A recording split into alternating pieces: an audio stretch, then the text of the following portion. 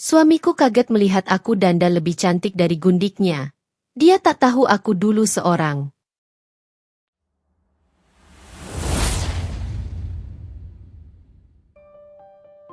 Aku selalu suka bau roti panggang di pagi hari. Entah sejak kapan, aroma itu jadi semacam pengingat bahwa aku sudah jauh dari kabin pesawat yang bising dan kursi-kursi sempit di kelas ekonomi. Sekarang, yang kulayani bukan lagi ratusan penumpang dengan permintaan macam-macam, tapi hanya satu pria, suamiku, Victor Handika. Jam di dinding dapur baru menunjukkan pukul 5:30 ketika aku mengoleskan mentega ke roti terakhir. Dapur kecil kami tertata rapi. Ubin putih, meja kayu sederhana yang sekarang sudah mulai kusam, dan tirai krem yang kubeli di toko diskon 2 tahun lalu. Di luar, langit Jakarta masih abu-abu, suara motor dari jalan besar di depan komplek terdengar pelan-pelan bangun. "Dre, kopi aku mana?" Suara Victor terdengar dari kamar, agak berat dan masih mengantuk. "Sebentar, Mas," jawabku spontan. Kebiasaan memanggilnya Mas itu tak pernah hilang. Bahkan setelah 3 tahun menikah. Kupindahkan roti panggang ke piring, menata telur ceplok di sampingnya, dan menuangkan kopi panas ke cangkir favoritnya. Cangkir putih dengan logo bank tempatnya bekerja. "Souvenir dari acara kantor," katanya dulu. Victor keluar dari kamar dengan kemeja kerja yang belum dikancing penuh, rambut sedikit berantakan. Ia duduk di kursi, meraih ponsel sebelum meraih roti. "Pagi, Mas," sapaku sambil meletakkan piring di depannya. "Pagi," jawabnya singkat, matanya tak lepas dari layar. Aku menghela napas pelan, tak cukup keras untuk terdengar. Dulu, sebelum menikah, setiap orang di pesawat selalu menyapaku dengan ramah. Beberapa bahkan berusaha menghafal namaku dari name tag. Sekarang, sapaan pagiku seolah kalah penting dibanding notifikasi di ponselnya. "Kemarin aku beli roti gandum yang kamu bilang itu, Mas." Aku mencoba mengajak bicara. "Katanya biar kolesterol kamu nggak naik." Ia menggigit rotinya, mengangguk kecil tanpa benar-benar memperhatikan. Aku duduk di hadapannya dengan segelas teh hangat. Menatap Victor di pagi hari seperti ini selalu membawa perasaan campur aduk. Di satu sisi, aku bersyukur punya suami tampan dan mapan. Wajahnya tegas, hidungnya mancung, cara ia merapikan lengan kemeja membuatnya terlihat seperti pria-pria di iklan bank yang sering kulihat di televisi. Di sisi lain, ada sesuatu yang berubah. Bukan pada wajahnya, tapi pada caranya menatapku. Atau, mungkin lebih tepatnya, pada seberapa jarang ia menatapku sekarang. "Mas," aku ragu sebentar, lalu melanjutkan, "Minggu depan kita kan 3 tahun pernikahan. Masih ingat nggak?" Victor mengangkat kepala sekilas, seolah perlu mengakses ingatan yang jauh. "Oh iya ya." Ia tersenyum tipis. Iya. Entar aku lihat jadwal dulu ya. Minggu depan kayaknya lagi banyak meeting." Aku mengangguk, pura-pura maklum. "Nggak apa-apa. Aku cuma ngingetin aja." 3 tahun. Rasanya seperti baru kemarin aku mengenakan kebaya putih dengan cadar tipis menutupi wajah, duduk di pelaminan sambil menggenggam tangan Victor yang berkeringat dingin. Di bawah cadar itu, aku menyimpan banyak hal. Degup jantung yang tak karuan, harapan, dan sebuah rahasia yang tak semua orang tahu. Rahasia bahwa sebelum menjadi ibu rumah tangga di pinggiran Jakarta, aku adalah seorang pramugari Lion Air. Hanya keluargaku, sahabat-sahabat lamaku, dan tentu saja Victor yang tahu. Bagi tetangga-tetangga di komplek, aku hanya mantan pekerja di luar kota yang sekarang sudah berhenti karena menikah. Sederhana, aman. Tak perlu penjelasan panjang tentang jadwal terbang, delay, atau penumpang mabuk yang muntah di lorong kabin. "Mas berangkat jam berapa?" tanyaku pelan. "Sebentar lagi.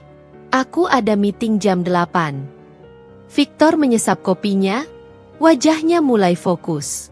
"Oh iya, Dre. Nanti sore mungkin aku pulang agak malam. Ada lembur dikit." Aku menunduk, menyembunyikan ekspresi yang muncul begitu saja. "Iya, Nggak apa-apa, kalimat itu sudah seperti template di hidupku belakangan ini. Setelah Victor berangkat, rumah terasa terlalu sepi. Aku membereskan meja makan, mencuci piring, lalu menyapu lantai ruang tamu yang sebenarnya belum terlalu kotor. Kebiasaanku bergerak terus ini sisa dari masa jadi pramugari dulu. Tak pernah bisa diam terlalu lama di rak televisi, ada figura foto pernikahan kami. Aku mendekat, meraihnya. Dalam foto itu, aku memakai kebaya putih dan cadar tipis. Senyumku merekah. Victor berdiri di sampingku dengan setelan jas abu-abu, tampak bangga. Tak ada yang tahu bahwa di balik cadar itu, aku sedang membayangkan hari-hariku meninggalkan kabin pesawat untuk selamanya. Yakin, Dre? Tanya mama malam sebelum akad. Kamu nggak sayang sama pekerjaan kamu? Aku masih ingat jawabanku waktu itu. Aku capek hidup di atas awan. Aku mau hidup di darat, punya rumah, punya suami, punya keluarga. Lagian, Mas Victor nggak nyaman kalau aku terus kerja dan sering jauh. Victor tak pernah memaksaku berhenti, tapi setiap kali kami membahas masa depan, katanya, aku pengen nanti kalau kita punya anak, kamu yang jagain di rumah. Aku nggak mau anak kita dititip-titip terus. Aku mengangguk saja. Waktu itu, terlalu jatuh cinta untuk mempertimbangkan ulang. Menurutku, melepaskan seragam merah mencolok dan hak tinggi bukan harga yang terlalu mahal untuk sebuah keluarga yang hangat. Tapi 3 tahun berlalu, dan rumah kami masih sepi. Tak ada suara tawa anak kecil, tak ada mainan berserakan. Setiap reuni keluarga, pertanyaan yang kudengar selalu sama. Udah isi belum, Dre? Kapan nih aku gendong cucu? Udah cek ke dokter belum? Jangan kebanyakan mikir, santai aja. Aku tersenyum setiap kali ditanya, menahan perih di dada. Kami sudah beberapa kali periksa. Hasilnya, semua baik-baik saja. Hanya saja, mungkin bukan sekarang, kata dokter. Tapi bagiku, bukan sekarang, itu terdengar seperti, mungkin tidak pernah. Aku kembali meletakkan figura foto di rak, hati-hati agar tidak meninggalkan jejak sidik jari. Kebiasaan kecil yang kubawa dari kabin, memastikan semua permukaan bersih dan rapi. Ponselku bergetar di meja. Naya sahabat Lion Air. Dre, kamu di rumah? Bisa telpon? Kangen. Sudut bibirku terangkat. Naya adalah salah satu sahabat terdekatku semasa terbang dulu. Sekarang sudah resign juga dan tinggal di Bandung. Aku menekan tombol hijau. Halo, pramugari paling ditunggu penumpang rute Jakarta-Makassar. Sapanya begitu sambungan tersambung, aku terkekeh. Ih, apaan sih? Aku udah bukan pramugari, Nay. Di hati para penumpang, kamu tetap pramugari, sayang. Naya tertawa. Gimana kabar? Mas Victor baik? Udah isi belum nih? Pertanyaan itu lagi. Tapi dari Naya, rasanya lebih ringan. Alhamdulillah baik. Belum, doain aja. Jawabku. Pasti, dong. Kamu masih dandan gak sih? Masih pakai eyeliner rapi kayak dulu? Atau sekarang sudah tim daster dan jepit rambut? Godanya. Aku spontan melirik bayanganku di kaca lemari televisi. Rambutku diikat asal pakai karet. Wajah polos tanpa makeup, hanya lip balm murah. Kayaknya lebih ke tim daster dan jepit rambut. Deh, jawabku sambil tertawa kecil. Tapi rasanya ada sesuatu yang tergores. Ya ampun, ini bukan Audrey Angelika yang aku kenal. Naya pura-pura menjerit. Dulu di kabin, kamu yang paling niat dandan. Foundation rapi, blush on tipis, lipstick jangan ditanya. Penumpang cowok banyak yang cari kamu. Loh? Ya beda, Nay. Sekarang aku cuma di rumah, kataku pelan. Justru. Naya menekankan. Di rumah, kamu tetap pantas cantik buat diri kamu sendiri, bukan cuma buat orang. Aku ada kabar. Bulan depan ada gathering kecil-kecilan mantan pramugari Lion Air. Anak geng kita yang dulu, Mita mau nikah. Dia ngajak kita kumpul sekalian pengajian dan makan bareng. Kamu harus datang. Gathering. Bertemu teman-teman yang terkahir melihatku sebagai Audrey si pramugari, bukan Audrey si ibu rumah tangga yang belum punya anak. Sejujurnya, aku ragu. Nanti aku lihat dulu. Ya, Victor gimana? Aku gimana? Elaku halus. Ya lihat, tapi kamu wajib usahain.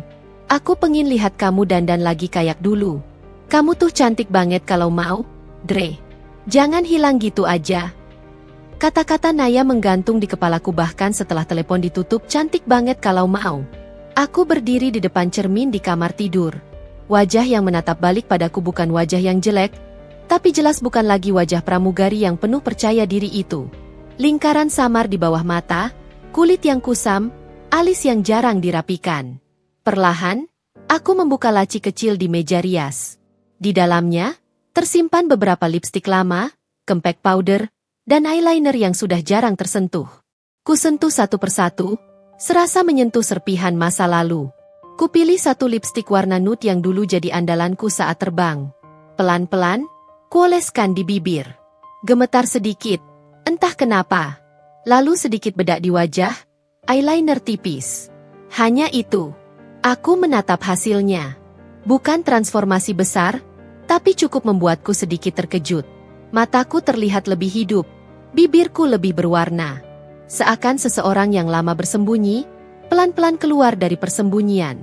Suara kunci pintu terdengar di depan. Kupikir Victor kelewatan sesuatu dan kembali. Dre, kamu di mana? Suaranya memanggil dari ruang tamu. Aku buru-buru merapikan meja rias dan keluar kamar. Di sini, Mas, jawabku sambil melangkah ke ruang tamu. Victor berhenti sejenak ketika melihatku. Matanya naik turun, meneliti wajahku. Kamu, dandan? Ia mengerutkan alis, aku tersenyum kikuk. Tadi iseng aja. Bosan. Jelek ya, Mas? Victor menghela napas, mengalihkan pandang ke jam dinding. Bukan gitu. Cuma, kayaknya kebanyakan buat di rumah. Toh kamu juga nggak kemana-mana. Jantungku seperti dijepit. Oh, hanya itu yang keluar dari mulutku. Aku balik dulu, lupa bawa berkas. Lanjutnya cuek. Nanti malam pulang agak larut. Lembur. Aku mengangguk. Iya, hati-hati. Setelah pintu tertutup lagi, aku berdiri sendirian di ruang tamu. Bibirku yang berlipstik terasa kering tiba-tiba. Kupandang bayanganku di kaca jendela. Lipstik, eyeliner, sedikit bedak, tampak asing dan sedikit menyedihkan. Gedung kantor itu menjulang tinggi, kaca-kacanya memantulkan sinar matahari pagi Jakarta yang mulai terik. Di lantai 12, logo bank tempat Victor bekerja terpampang besar di dinding lobi, memberi kesan kokoh dan terhormat. Setiap kali melangkah melewati logo itu, Victor selalu merasa ada beban di pundaknya. Bukan hanya target kerja, tetapi juga citra yang harus ia jaga sebagai asisten direktur. Pagi, Pak Victor. Selamat pagi, Pak. Sapaan demi sapaan mengiringi langkahnya menuju area lift. Victor mengangguk sopan, menjaga ekspresi profesional yang sudah tertanam bertahun-tahun.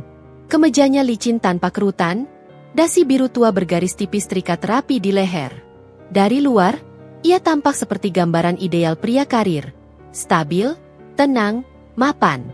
Lift berbunyi pelan ketika pintunya terbuka. Beberapa karyawan sudah ada di dalam. Di sudut, seorang wanita berdiri sambil menatap ponselnya. Rambut panjangnya tergerai rapi, di-blow sampai ujung, dan parfum mahal yang ia pakai seakan memenuhi ruang sempit itu dengan aroma manis yang menempel. Luna Aruna, pagi, Pak Victor. Suaranya lembut, namun ada nada percaya diri yang sulit diabaikan.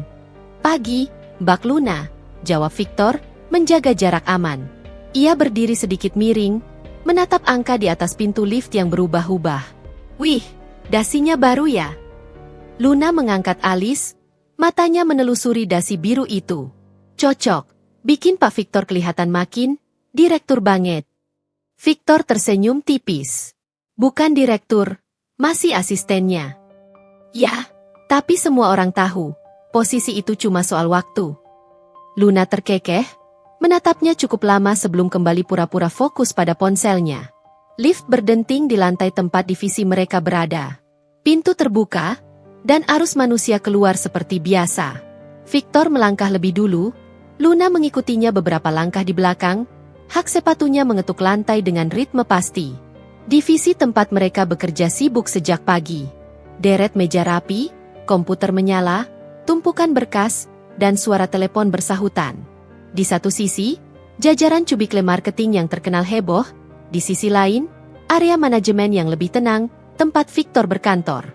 Victor masuk ruangannya, sebuah ruangan sedang dengan meja kayu besar, rak berisi map berlabel, dan jendela besar menghadap jalan utama.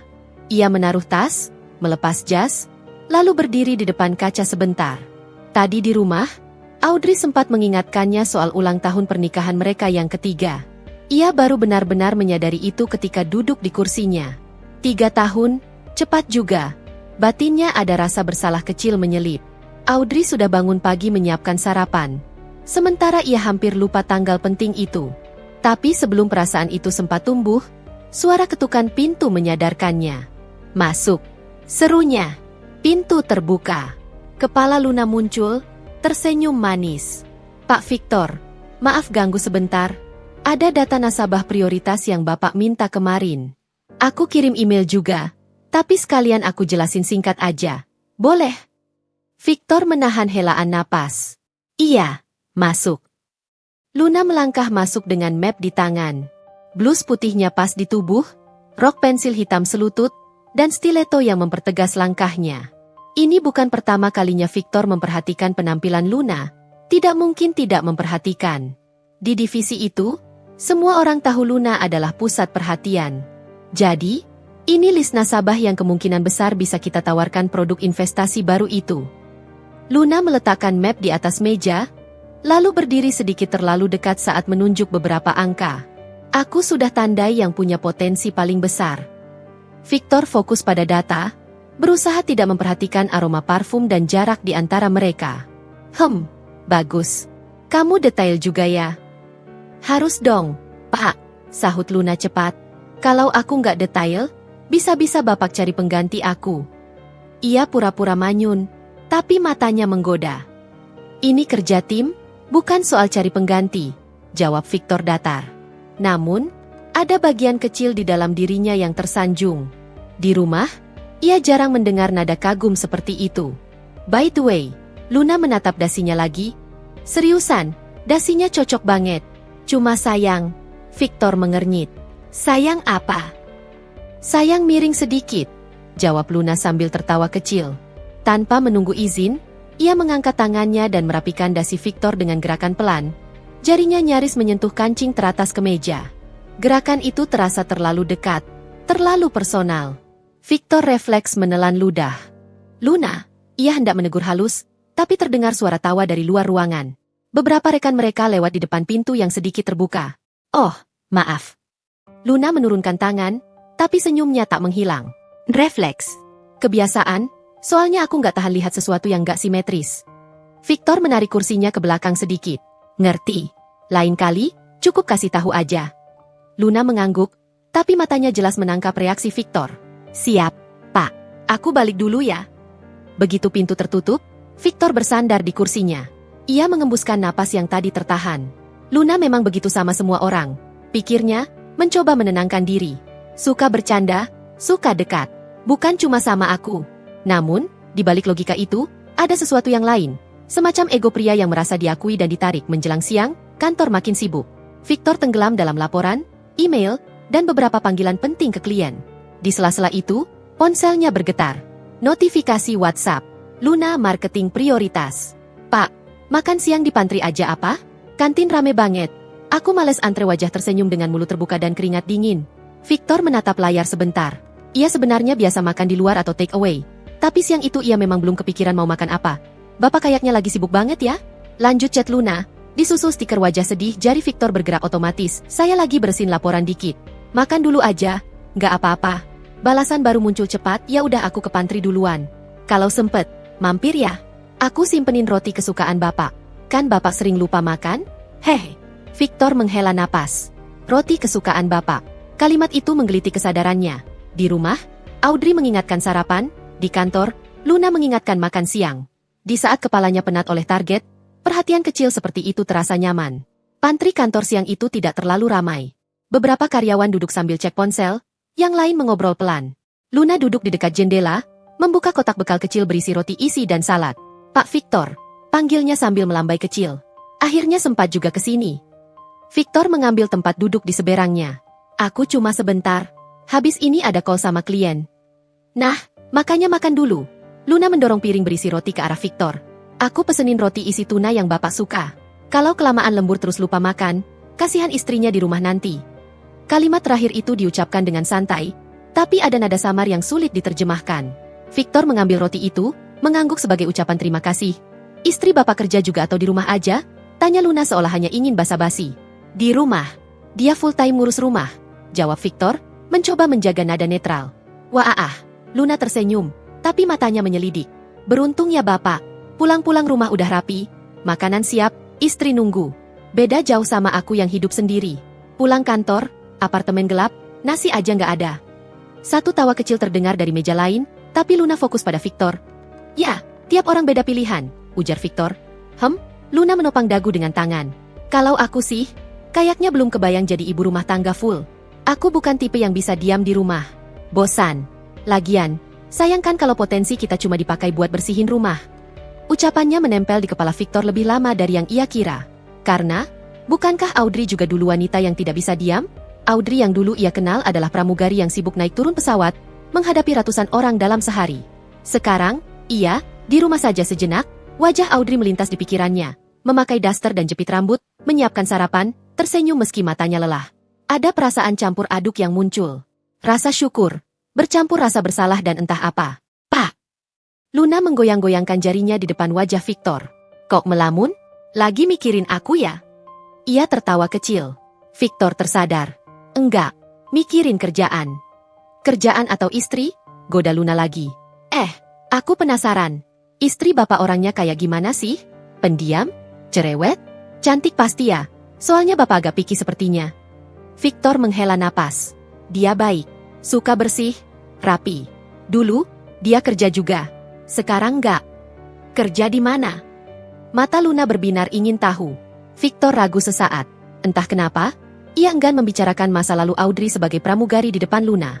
Seperti ada sesuatu yang ingin ia simpan untuk dirinya sendiri. Dulu kerja di luar kota. Sekarang udah berhenti, jawabnya singkat. Misterius banget. Luna pura-pura manyun, padahal otaknya jelas sedang bekerja. Ya sudah, kapan-kapan kalau ada acara kantor yang boleh bawa pasangan, Pak Victor bawa istri ya. Aku pengin lihat orangnya. Victor hanya mengangguk. Ia tahu suatu saat itu akan terjadi. Dan entah kenapa ada bagian dari dirinya yang cemas, seolah kedua dunianya akan bertabrakan. Sore menjelang malam, kantor sudah mulai sepi. Victor masih duduk di ruangannya, menatap layar laptop yang menampilkan angka-angka target. Kepalanya berat, tapi ia belum ingin pulang. Selain karena pekerjaan, ada alasan lain yang tak diakuinya keras-keras. Rumah yang semakin terasa seperti tempat istirahat fisik, bukan lagi tempat berbagi cerita. Ponselnya bergetar lagi. Luna, marketing prioritas. Pak, aku lagi di mall dekat kantor. Tadi habis ketemu klien. Lihat deh, sebuah foto masuk. Luna sedang berdiri di depan cermin toko pakaian, mengenakan sebuah dress selutut berwarna merah marun. Dress itu pas di tubuhnya, menonjolkan lekuk, dengan potongan bahu sedikit terbuka. Pose Luna dibuat seolah santai, tapi jelas dirancang menggoda. Kalau aku pakai ini ke acara kantor, kira-kira bikin bapak makin semangat kerja nggak? Victor menatap layar beberapa detik lebih lama dari yang seharusnya. Ada tarikan halus di dalam hatinya, campuran kagum, tergoda, dan rasa bersalah yang langsung muncul menyusul. Ia menggenggam ponsel lebih erat. Di sudut pikirannya, sekelebat muncul bayangan Audrey dengan daster biru muda, rambut dikuncir asal, dan wajah polos tanpa makeup pagi tadi. Juga bayangannya ketika Audrey pernah sekali dandan tipis, dan ia mengomentarinya dengan dingin. Jari Victor menari di atas layar, menimbang-nimbang apa yang harus ia balas. Pada akhirnya, ia hanya mengetik bagus. Tapi jangan terlalu mencolok di acara kantor. Tetap profesional, balasan Luna muncul cepat. Aduh, Pak Victor ini serius melulu. Tapi aku suka sih. Sisi dingin bapak. Oke deh, aku cari yang sedikit lebih kalem, tapi tetap bisa bikin semangat kerja. Victor meletakkan ponsel di meja, mengusap wajahnya pelan. Di kaca jendela, ia melihat pantulan dirinya sendiri. Kemeja rapi, dasi biru, pria yang di luar tampak teguh. Tapi di dalam, ada garis retak halus yang mulai terbentuk. Hari Minggu selalu jadi hari paling ramai di komplek tempatku tinggal. Ibu-ibu keluar dengan daster terbaiknya, anak-anak berlarian sambil menendang bola. Bapak-bapak duduk di pos ronda membahas berita dan harga sembako. Di antara semua itu, aku biasanya berkutat di dapur atau menyiram tanaman di halaman kecil depan rumah. Pagi itu, Aku baru saja selesai menyapu teras ketika suara panggilan dari seberang pagar terdengar. Bu Audrey, arisan hari ini ya, jangan lupa, teriak Bu Rina, tetanggaku yang paling cerewet. Aku tersenyum, mengangkat tangan. Iya, Bu, nanti nyusul. Bu Rina mendekat, kedua tangannya sibuk menata kerudung. Matanya meneliti penampilanku cepat, seperti biasa. Wah, Bu Audrey ini ya, kalau pagi-pagi tetap kelihatan segar. Padahal belum punya anak, tapi sibuk aja. Komentarnya sambil tertawa, komentar itu terdengar ringan, tapi menusuk aku ikut tertawa kecil. Hehe, namanya juga ibu rumah tangga, Bu. Kerjaannya nggak habis-habis. Tapi bener loh, kasihan juga ya, 3 tahun menikah belum dikasih momongan. Suaranya merendah setengah berbisik, tapi cukup keras untuk kudengar jelas. Udah cek ke dokter lagi belum, Bu? Aku menelan ludah. Sudah kok, Bu, kata dokter, insya Allah nggak apa-apa, mungkin belum waktunya. Bu Rina mengangguk dengan ekspresi, aku ikut prihatin tapi sekalian kepo. Iya, sabar aja, ya. Kadang memang perempuan itu lebih banyak diuji. Kalau, ya maaf ya, kalau misalnya ada masalah di pihak suami, kan kitanya juga yang susah ngomong ke keluarga. Aku hanya tersenyum kaku, tak tahu harus menjawab apa. Iya deh, aku ke rumah Buati dulu. Nanti jangan lupa datang arisan. Sekalian ngobrol-ngobrol biar nggak stres mikirin anak terus, katanya sebelum berlalu. Begitu punggungnya menghilang di tikungan, aku masuk ke rumah dan menutup pintu sedikit lebih keras dari biasanya. Dada terasa penuh, belum dikasih momongan, kalimat itu terus bergema di kepala. Bukan kalimat baru, bukan juga yang paling kasar. Tapi setiap kali diucapkan orang lain, rasanya seperti menegaskan kekosongan yang sejak lama coba kututupi. Aku berjalan ke dapur, membuka kulkas hanya untuk menutupnya lagi. Entah kenapa, aku jadi teringat lagi percakapanku dengan Victor beberapa bulan lalu, setelah kami keluar dari klinik fertilitas. Dokter bilang kita dua-duanya sehat, Dre, kata Victor di parkiran waktu itu. Berarti tinggal nunggu waktu. Jangan dipikirin terus, nanti kamu stres sendiri. Aku bukannya mikirin terus, Mas. Cuma, aku menunduk. Ini sudah 3 tahun, loh? Victor menghela napas, menyalakan mesin mobil. Iya, tapi kita nggak bisa maksain. Mungkin Tuhan lagi pengin kita fokus nabung dulu atau apa. Lagian kamu juga jadi bisa istirahat di rumah. Aku diam. Kata, istirahat di rumah. Menempel lama istirahat? Entah dari sudut mana orang bisa menyebut pekerjaanku sekarang sebagai istirahat. Sore hari, arisan berlangsung di rumah Buati. Ruang tamunya dipenuhi ibu-ibu komplek yang sudah siap dengan cerita terbaru masing-masing. Ada yang cerita soal anaknya ranking 1, ada yang pamer foto liburan, ada juga yang sibuk membahas skincare. Aku duduk di pojok, membawa piring kue risoles yang tadi ku buat. Risolesnya enak banget, Bu Audrey, puji salah satu ibu. Pantas aja suaminya betah di rumah. Aku tersenyum. Makasih, Bu. Tapi suami jarang kelihatan ya sekarang. Sibuk lembur mulu kayaknya? Tanya yang lain. Kerja di bank, Bu. Jadi sering pulang malam? Jawabku, mencoba terdengar santai. Wah, dijaga baik-baik loh, Bu. Di kantor-kantor gitu banyak godaan. Mbak-mbak muda, cantik-cantik, wangi-wangi, celetuk seorang ibu yang lain sambil tertawa. Bukan nuduh, loh, cuma ngingetin. Sekelompok ibu-ibu ikut tertawa. Aku ikut tersenyum, tapi tanganku yang memegang piring sedikit berkeringat. Godaan. Kata itu tak lagi terdengar abstrak bagiku sejak beberapa hari terakhir. Sejak aku melihat nama, Luna, muncul di layar ponsel Victor beberapa kali. Walau hanya sekilas, ketika ia lupa menurunkan brightness layar atau ketika notifikasi muncul saat ponsel tergeletak di meja makan. Teman kantor, katanya saat kutanya pertama kali. Oh, Luna? Dia tim marketing. Biasa, urusan nasabah prioritas, ujarnya ringan. Aku mengiyakan, berusaha berpikir positif. Tapi setelahnya, beberapa hal kecil mulai berubah. Victor mengganti password ponselnya. Notifikasi yang dulu sering dibiarkan menyala, sekarang cepat sekali ia geser atau ia balikan ponsel ke posisi layar menghadap meja. Kadang ia berdiri dan berjalan ke teras saat menerima telepon. Meski dulu ia biasa menjawab di ruang tamu tanpa sungkan. Retak-retak halus itu muncul pelan, tidak langsung membuat dinding rumah roboh, tapi cukup untuk membuatku bertanya-tanya. Benar-benar lembur, atau hanya alasan? Malam itu, Victor pulang lebih larut dari biasanya. Jam di dinding sudah menunjukkan hampir 11 malam. Aku duduk di sofa dengan televisi menyala tanpa benar-benar menonton. Begitu suara kunci terdengar, aku berdiri cepat. Mas baru pulang? Sapaku, mencoba terdengar biasa. Iya, jawabnya sambil melepas sepatu dengan wajah lelah. Tadi ada rapat sama klien, terus lanjut ngobrol informal.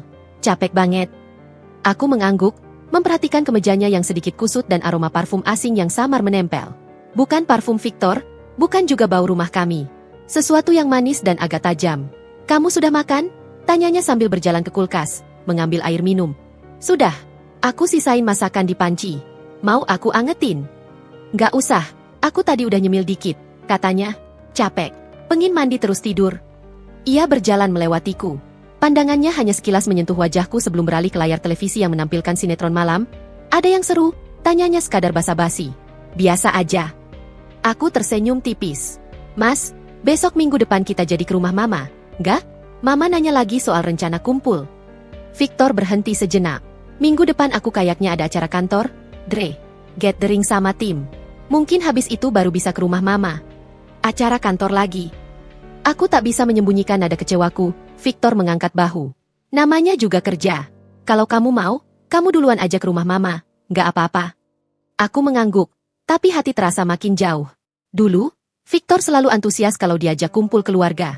Sekarang, alasan, acara kantor, seakan jadi selimut besar yang menutupi banyak hal beberapa hari setelahnya. Naya kembali menghubungiku soal gathering mantan pramugari. Dre, kamu daftar nggak? Mita udah pesan tempat lo. Katanya kamu wajib datang. Suaranya antusias di telepon. Aku duduk di tepi ranjang, memegang ponsel di telinga. Masih mikir, Nay, aku harus lihat jadwal Victor dulu. Ya ampun, ini bukan rapat direksi, Dre. Itu cuma kumpul-kumpul. Kamu nggak apa-apa kan pergi sendiri? Naya menghela napas. Aku tahu kamu sayang suami, tapi kamu juga harus sayang sama diri sendiri, dong. Perkataannya membuatku terdiam. Sayang sama diri sendiri. Sudah berapa lama aku tidak memikirkan itu? Lihat ya, Nay. Aku nggak janji, tapi aku usahakan, jawabku akhirnya. Setelah telepon ditutup, aku membuka lemari dan menatap deretan baju. Daster, kaos longgar, celana rumah, beberapa dress yang jarang kupakai sejak menikah. Di bagian paling belakang, ada blazer dan rok span yang dulu kupakai untuk interview setelah resign. Belum pernah keluar lemari. Entah dorongan dari mana, aku tiba-tiba ingin mencoba sesuatu. Aku mengambil salah satu dress sederhana berwarna biru tua yang selama ini hanya kupakai ke kondangan. Lalu kubuka laci meja rias, kembali menatap makeup yang beberapa waktu lalu sempat kugunakan. Sekali ini saja, batinku. Bukan buat orang lain, tapi buat diri sendiri. Tapi kalau Mas lihat dan suka, mungkin itu lebih baik. Aku meluangkan waktu lebih lama di depan cermin sore itu. Bedak tipis, eyeliner pelan-pelan, sedikit maskara, dan lipstik yang sama seperti waktu itu. Rambutku yang biasanya hanya dikuncir asal. Kali ini kubiarkan terurai dan sedikit kusingkat di bagian depan, kuberi jepit kecil di satu sisi. Ketika selesai, aku hampir tak mengenali diriku sendiri. Wajah di cermin tampak seperti versi lembut dari Audrey yang dulu mengucapkan, "Selamat pagi, Bapak Ibu penumpang yang terhormat," di dalam kabin pesawat. Ada rasa rindu sekaligus takut yang muncul bersamaan. Aku turun ke dapur, menyiapkan makan malam. Hari sudah hampir jam 8 ketika suara motor dan mobil di luar bergantian terdengar. Setiap kali aku mengira itu Victor, ternyata bukan. Hingga akhirnya, sekitar jam 9 kurang, suara kunci pintu terdengar. Degup jantungku mempercepat ritmenya. Aku merapikan ujung dress, menelan ludah, lalu berdiri di ruang tamu. Pintu terbuka. Victor masuk sambil menempelkan ponsel di telinga. Iya, nanti aku cek lagi laporannya. Iya, Luna. Iya, besok pagi sebelum meeting aku lihat dulu, katanya pada lawan bicara di telepon. Nama itu lagi, Luna. Teman kantor. Marketing. Rasanya seperti seseorang menyiramkan air es ke atas kepala dan dadaku sekaligus. Victor berjalan sambil masih bicara, melewati tempat aku berdiri. Pandangannya sempat menyapu cepat penampilanku, tapi kemudian kembali ke ponsel. Iya, ya udah, kamu pulang dulu. Jangan kebanyakan mikir. Oke, bye, ucapnya akhirnya sebelum mematikan sambungan. Sunyi sejenak aku menunggu, berharap ia akan bereaksi. Mengomentari. Apa saja? Kamu belum tidur? Tanyanya sambil meletakkan tas di sofa. Belum. Aku mencoba tersenyum, meski bibirku terasa kaku. Aku lagi nunggu Mas pulang. Sekalian, ya, iseng aja dandan dikit. Baru kali ini aku melihat jelas ekspresi di wajahnya. Sejenis kaget, lalu bingung, lalu, sesuatu yang menyerupai tak nyaman. Kamu, pakai dress segala. Ia mengamati dari ujung rambut sampai ujung kaki. Mau kemana? Nggak kemana-mana, jawabku pelan. Cuma pengen kelihatan cantik aja di depan Mas. Tadi Naya nelepon, aku ke bawah suasana obrolan. Jadi, kebanyakan, Dre. Nada suaranya datar, tapi tegas. Ini rumah, bukan acara formal. Dan sekarang udah malam. Aku capek, pengen istirahat. Jangan bikin ribet. Aku terdiam, kamu pakai gitu. Ia menghela napas pendek. Bukannya kebanyakan? Toh kamu juga cuma di rumah. Simpan energimu buat hal lain, bukan buat hal-hal begini. Kata-kata itu jatuh pelan, tapi dampaknya dahsyat. Seperti retak di dinding yang tadinya nyaris tak terlihat, kini merambat panjang dan jelas di hadapanku. Aku menelan ludah. Oh, gitu ya, Mas. Suaraku hampir tak terdengar. Maaf. Victor berjalan melewatiku tanpa menoleh lagi. Aku mandi dulu. Kalau kamu belum makan, makan aja duluan. Aku nggak lapar. Punggungnya menghilang di balik pintu kamar mandi. Aku berdiri di tengah ruang tamu dalam diam. Lipstik di bibirku terasa pahit. Eyeliner di mataku mulai perih karena menahan air mata yang menumpuk. Di cermin kecil di atas rak televisi, aku melihat sosok perempuan dengan dress rapi dan wajah yang berusaha cantik, tapi justru tampak paling sendirian di rumahnya sendiri. Pelan-pelan, aku melangkah ke kamar, duduk di depan meja rias. Satu persatu, kupupus riasan di wajahku dengan kapas. Seolah-olah, bersama bedak dan lipstik yang hilang, aku juga kembali menghapus jejak Audrey yang dulu pernah berjalan mantap di lorong kabin pesawat. Pagi itu, matahari belum terlalu tinggi ketika aku masuk ke kamar, membawa keranjang cucian kotor. Kebiasaan hari Senin, mencuci semua baju kerja Victor yang menumpuk sejak minggu lalu. Rutinitas yang dulu terasa ringan, sekarang perlahan berubah jadi momen paling sunyi, dan entah kenapa, paling menegangkan. Kemeja-kemeja Victor tergantung rapi di belakang pintu, beberapa sudah lecek di bagian lengan dan kerah.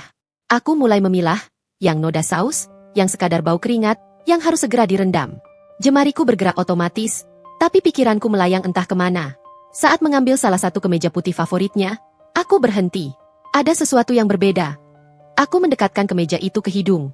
Bukan bau deterjen, bukan sisa parfum Victor yang biasa, aroma segar maskulin dengan sedikit sentuhan kayu. Ini lain. Wangi manis, tajam, dengan jejak bunga yang sulit kulupakan. Wangi yang terlalu feminin, terlalu, bukan milik suamiku. Keningku berkerut. Aku mencium lagi, kali ini di bagian kerah. Semakin jelas. Ada lapisan tipis parfum wanita menempel kuat di sana, bercampur samar dengan aroma keringat dan rokok kantor. Mungkin kena parfum resepsionis kantor, pikirku cepat-cepat, mencoba meredam gelombang curiga yang mulai muncul. Tapi logika lain menyusul, resepsionis tidak mungkin sedekat itu sampai wanginya menempel di kerah. Apalagi di tempat yang begitu personal. Aku menelan ludah. Tangan yang memegang kemeja mendadak dingin. Positive thinking, Dre, gumamku. Jangan langsung suuzan. Aku masukkan kemeja itu ke keranjang, berusaha mengabaikan sensasi tidak nyaman yang tertinggal di ujung hidung. Tapi perasaan aneh itu menempel, seolah mengikuti setiap langkahku sampai ke kamar mandi di belakang. Siangnya, aku memutuskan untuk membersihkan mobil Victor. Ia memang punya jasa cuci langganan, tapi hari itu aku merasa butuh sesuatu untuk dikerjakan, sesuatu yang bisa mengalihkan pikiran. Kunci mobil ada di atas meja TV, tempat biasa ia menaruhnya. Aku mengambilnya, lalu keluar ke carport. Mobil sedan hitam itu terparkir tenang, mengkilap di bawah naungan atap seng. Kubuka pintu depan, udara hangat yang bercampur bau pengharum mobil menyambut. Aku mulai dari dashboard, mengelap debu dengan kain. Lalu turun ke konsol tengah, tempat ia biasa meletakkan kartu tol dan koin-koin kecil. Selanjutnya, kursi penumpang depan. Saat aku membungkuk sedikit untuk menjangkau bagian bawah jok, mataku menangkap sesuatu. Sebuah benda kecil silinder, menggelinding pelan ketika kakiku tidak sengaja menyentuhnya. Aku menahan napas. Lipstik warnanya merah marun, dengan casing mengkilap emas yang jelas bukan milikku. Aku tidak punya lipstik semahal dan semewah itu. Tanganku terulur pelan, meraihnya. Di bagian samping, tertulis merek yang sering kulihat di iklan majalah, merek yang biasanya hanya kubiarkan jadi angan.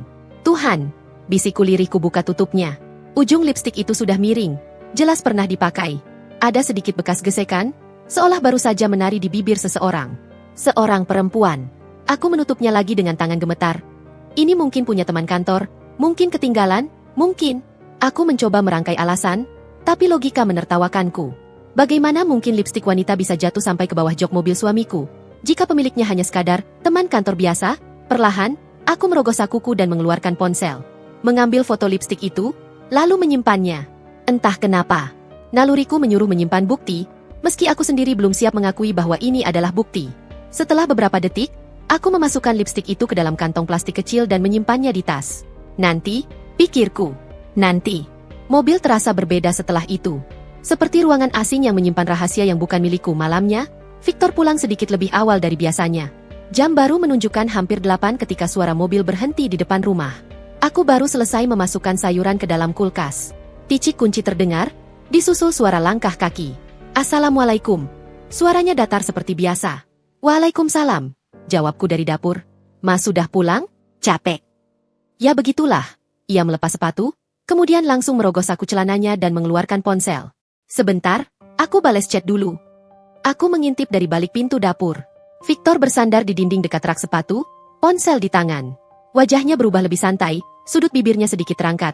Kenapa senyum-senyum sendiri, Mas? Tanyaku, berusaha terdengar seperti bercanda. Enggak, ada chat kantor. Jawabnya cepat, tanpa menatapku. Luna? Tanyaku lagi, pelan. Pertanyaanku membuat jarinya berhenti mengetik sesaat. Ia melirik ke arahku. Iya, ada laporan yang dia kirim. Kenapa? Enggak, cuma tanya. Balasku singkat. Aku kembali ke dapur, tapi kali ini bukan lagi sekadar mengaduk sup. Rasanya seperti sedang mengaduk amuk perasaan yang sulit dinamai.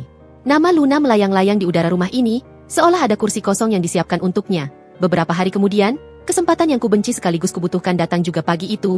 Victor terburu-buru. Ada presentasi penting, katanya. Ia mengenakan kemeja biru muda dengan dasi abu-abu. Aku membantu merapikan kerahnya, sementara ia terus-menerus melihat jam, laptop, file, dompet. Ia membuka tasnya, kemudian menutup lagi. Oke. Kayaknya nggak ada yang ketinggalan. Ponsel, Mas? Ingatku. Udah, katanya sambil mengangkat ponsel di tangan. Ya udah, aku berangkat dulu. Doain lancar, ya? Aku mengangguk, menahan diri untuk tidak bertanya hal-hal yang sebenarnya ingin ku tahu. Hati-hati di jalan. Begitu pintu tertutup, rumah kembali tenang. Aku membersihkan meja makan, menyingkirkan gelas kopi yang belum sempat ia cuci. Pukul 8 lebih sedikit, aku memutuskan untuk merapikan kamar. Saat itulah aku menyadari sesuatu. Di atas nakas kecil sebelah tempat tidur, ada ponsel. Ponsel hitam dengan casing sederhana. Punya Victor. Aku mengerjap. Loh, tadi katanya sudah dibawa. Aku mendekat, mengambil ponsel itu. Benar, ini ponsel utamanya. Yang satu lagi ponsel kantor, biasanya diletakkan di tas. Jadi yang ia bawa tadi mungkin ponsel kantor saja. Yang ini tertinggal, jantungku mulai berdetak lebih kencang. Kesempatan sekaligus jebakan, aku duduk di tepi ranjang, ponsel di tangan. Sejak Victor mengganti password, aku tak pernah lagi melihat isi chatnya. Aku tahu, membuka ponsel orang lain tanpa izin adalah pelanggaran privasi. Tapi lipstik di mobil, aroma parfum di kemeja, nama, Luna, yang terus muncul. Semuanya berputar-putar di kepalaku. Tanganku gemetar sedikit saat menyentuh layar. Selama ini, aku berpikir tidak tahu lebih baik daripada tahu lalu sakit. Tapi hari itu, rasa ingin tahuku mengalahkan ketakutan. Aku butuh kebenaran, seberapapun menyakitkannya. Namun, ketika layar menyala, aku tertegun. Tidak ada password, ponselnya terbuka. Mungkin tadi buru-buru, jadi lupa dikunci. Bisikku, ikon WhatsApp hijau terang menunggu di layar. Ada beberapa notifikasi pesan baru, termasuk satu yang berasal dari nama yang sudah terlalu sering ku dengar, Luna. Aku menarik napas panjang, seolah bersiap menyelam ke dalam air dingin. Jempolku menyentuh ikon itu. Chat terbuka.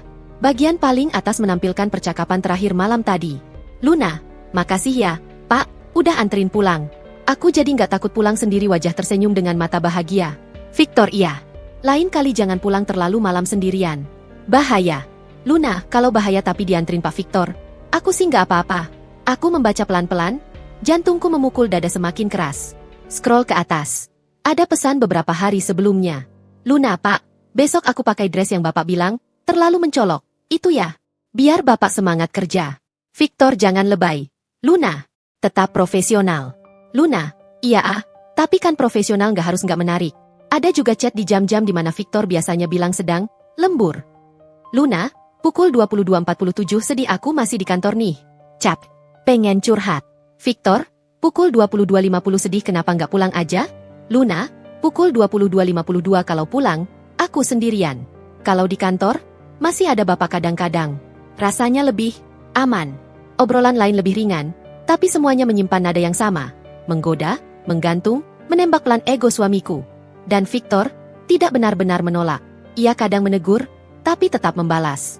Tetap ada, tetap memberi ruang. Tanganku mulai berkeringat, tapi aku belum berhenti. Scroll lagi ke atas sampai akhirnya, aku menemukan chat dengan foto. Sebuah foto Luna mengenakan dress merah marun, dress yang pernah Victor ceritakan, terlalu mencolok. Pose di depan cermin, tersenyum dengan kepala sedikit dimiringkan. Di bawahnya, ada teks, kalau aku pakai ini di sebelah Bapak, kira-kira orang-orang kantor bakal kira kita pasangan gak ya? Dan balasan Victor, jangan mulai, Luna, tapi ia menambah emoji tertawa di belakangnya. Mataku panas. Huruf-huruf di layar mulai kabur. Aku menutup mata, menahan arus air mata yang mendesak keluar. Suara-suara terdengar di kepala, tawa ibu-ibu arisan tentang godaan di kantor, aroma parfum di kemeja, lipstik di bawah jok, nama Luna di ujung telepon tadi malam. Semua potongan puzzle itu menyatu dengan kejam. Aku menekan tombol power, mematikan layar ponsel. menaruhnya kembali di nakas, tepat di tempat semula. Napasku tersengal, tapi aku memaksa diri untuk tetap diam. Aku butuh bukti, bisikku pada diri sendiri. Aku mengambil ponselku, diam-diam membuka kembali chat tadi dari ingatan, mengkapture beberapa bagian paling jelas. Foto Luna, kalimat, antrin pulang, jam-jam larut malam. Kukirim ke email pribadiku, hanya untuk berjaga-jaga. Lalu menghapus jejak di ponsel. Saat semuanya selesai, aku duduk di lantai, bersandar keranjang. Air mata yang tadi kutahan akhirnya jatuh juga. Satu-satu, kemudian deras. Aku tidak menjerit, tidak mengadu pada siapapun. Rumah ini terlalu kecil untuk menampung suara hatiku yang pecah. Siangnya, Victor menelepon dari kantor. Dre, ponselku ketinggalan ya? Suaranya terburu-buru. Iya, jawabku pelan, berusaha menjaga nada biasa. Tadi aku lihat. Kamu buka? Tanyanya, cepat sekali. Pertanyaan itu menusuk, tapi juga memberikan jawaban sendiri.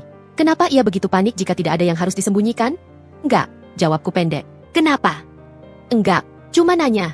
Kamu bisa kirim foto berkas yang ada di meja? Enggak, ada laporan yang aku butuh. Aku menuruti permintaannya. Setelah telepon ditutup, aku duduk diam di kursi makan, menatap permukaan meja yang kosong. Dalam diam itu, ada sesuatu yang pelan-pelan berubah di dalam diriku. Bukan sekadar rasa sakit, bukan sekadar cemburu. Yang paling kuat justru, rasa bodoh karena selama ini percaya tanpa bertanya.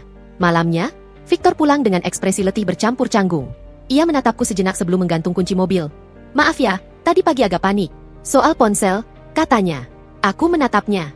Kenapa harus panik? Aku kan bukan orang asing, Mas. Ia terdiam, lalu mengalihkan topik. Oh iya, akhir bulan ini kantor ada acara gathering besar. Semacam gala dinner gitu, sekaligus awarding. Bos nyuruh bawa pasangan kalau bisa. Kamu ikut ya? Aku mengerjap, tak menyangka perubahan arah pembicaraan. Gathering? Acara formal? Iya. Victor mengangguk. Biar orang kantor tahu aku punya istri yang, ya, lumayanlah. Lumayan. Satu kata itu, lebih dari chat apapun, menghantamku tepat di ulu hati. Lumayan seolah-olah aku ini sekadar cukup. Bukan pilihan terbaik, bukan kebanggaan, hanya cukup. Aku tersenyum tipis. Rasa pahit memenuhi mulutku. Lumayan, ya, Mas? Ulangku pelan. Victor tampak menyadari nada aneh di suaraku, tapi ia pura-pura tidak dengar. Nanti kita tinggal pikirin baju aja. Jangan yang heboh-heboh. Ya, kamu kan orangnya sederhana. Aku menunduk, menutupi ekspresi yang pasti sudah tak bisa kusembunyikan. Hari itu, udara Jakarta lebih panas dari biasanya. Bukan hanya karena matahari yang terik, tapi juga karena jantungku yang sejak pagi sudah berdebar tidak karuan. Dre, kamu jangan lama-lama dandan. Ini cuma acara santai di kantor, bukan resepsi. Suara Victor terdengar dari luar kamar. Aku menatap bayanganku di cermin. Dress yang kupakai hari itu sederhana saja. Warna pastel lembut selutut, lengan 3/4. Rambutku kuikalkan sedikit di ujung, lalu kuikat setengah ke belakang. Makeupku tipis, bedak, sedikit blush on, eyeliner tipis, dan lipstik warna nude. Tidak mewah, tapi setidaknya aku ingin tampak pantas berdiri di samping seorang asisten direktur. Aku sebentar lagi, Mas, jawabku sambil merapikan kerah dress. Pintu kamar terbuka sedikit. Victor mengintip, matanya menelusuri penampilanku dari atas sampai bawah. Bibirnya bergerak, seperti hendak mengatakan sesuatu, lalu berhenti. Ia hanya mengangguk. Ya sudah, ayo, kita bisa kena macet kalau kelamaan. Komentar itu memang bukan pujian, tapi aku memilih menganggapnya sebagai persetujuan. Sudah beberapa hari ini aku belajar menurunkan standar harapan agar tidak terlalu sering kecewa. Perjalanan menuju kantor diisi dengan sunyi yang canggung. Aku duduk di kursi penumpang, memandang keluar jendela. Jakarta berganti-ganti wujud. Ruko, gedung, jalan sempit, flyover. Sampai akhirnya gedung kaca tinggi yang kukenal dari foto-foto di ponsel Victor muncul di depan mata. Ini kantornya, Mas? Tanyaku pelan, meski sudah tahu jawabannya. Iya, jawabnya singkat. Nanti di lantai tempat acara, kamu ikut aku aja. Kalau aku tinggal sebentar, kamu duduk saja di meja yang disiapin untuk keluarga. Ada penekanan halus di kata, keluarga, yang entah kenapa membuatku merasa seperti tamu kampung yang akan diperkenalkan sebentar lalu ditinggal. Kami turun di lobi. Udara dingin dari AC sentral langsung menyergap begitu pintu gedung terbuka. Aku melangkah sedikit lebih pelan, menyesuaikan langkah dengan hak sepatu rendah yang kupakai. Beberapa mata melirik ke arah kami. Ada yang langsung menyapa Victor. Pagi, Pak Victor. Wih, bawa istri nih, Pak. Aku tersenyum sopan setiap kali diperkenalkan. Iya, ini istri saya, Audrey, kata Victor. Suaranya netral, formal. Wah, cantik, Pak, komentar salah satu rekan prianya. Baru pertama lihat, biasanya Bapak sendiri terus. Aku menyunggingkan senyum tipis. Ya, karena biasanya Bapak tidak pernah mengajak, batinku. Kami naik lift menuju lantai atas, tempat acara kecil itu diadakan. Semacam perayaan pencapaian target bulanan, katanya. Saat pintu lift terbuka, suasana berubah. Musik pelan terdengar, beberapa meja sudah tersusun dengan taplak putih, dan di satu sisi ruangan ada meja panjang berisi makanan ringan. Aku sedang sibuk mengamati dekorasi ketika suara tawa perempuan terdengar jelas dari sisi kanan. Tawa renyah, tinggi, percaya diri. Astaga, Pak Direktur bercanda mulu. Saya jadi deg-degan tanda tangan dokumennya. Aku menoleh. Di dekat meja minuman, berdiri seorang perempuan dengan dres pas badan berwarna hijau zamrud, rambut panjangnya tergerai halus, bergelombang di ujung. Make-upnya rapi, alis terbingkai, mata berdimensi, bibir merah tua. Cara ia berdiri, cara memegang gelas, cara tertawa. Semuanya seperti sudah terlatih untuk menarik perhatian. Luna Aruna. Aku tahu itu bahkan sebelum Victor sempat berbisik. Itu Luna, teman kantor yang aku pernah ceritain. Seolah namanya adalah kata kunci, Luna menoleh ke arah kami. Matanya langsung menemukan Victor, lalu meluncur sebentar ke wajahku, kemudian turun menilai penampilanku dari atas ke bawah dengan kecepatan yang halus tapi terasa jelas. Senyum tipis terbit di bibirnya. Senyum yang bukan ramah, tapi sopan versi kantor, yang dibaliknya tersimpan hitungan cepat. Pak Victor, panggilnya sambil melangkah mendekat. Hak sepatunya berbunyi ritmis di lantai, membuatku sadar diri akan suaraku sendiri yang jauh lebih pelan. Wah, akhirnya bawa istri juga. Darahku berdesir. Kata juga itu terdengar pendek, tapi mengandung makna panjang. Victor mengkeliring terowat pelan. Luna, ini istriku, Audrey. Luna tersenyum manis, terlalu manis mungkin. Halo, Mbak Audrey. Tangannya terulur. Saya Luna Aruna, teman sekantor Victor. Cara ia menyebut nama suamiku, tanpa Pak, membuat ulu hatiku menegang sedikit. Aku menjabat tangannya. Halo.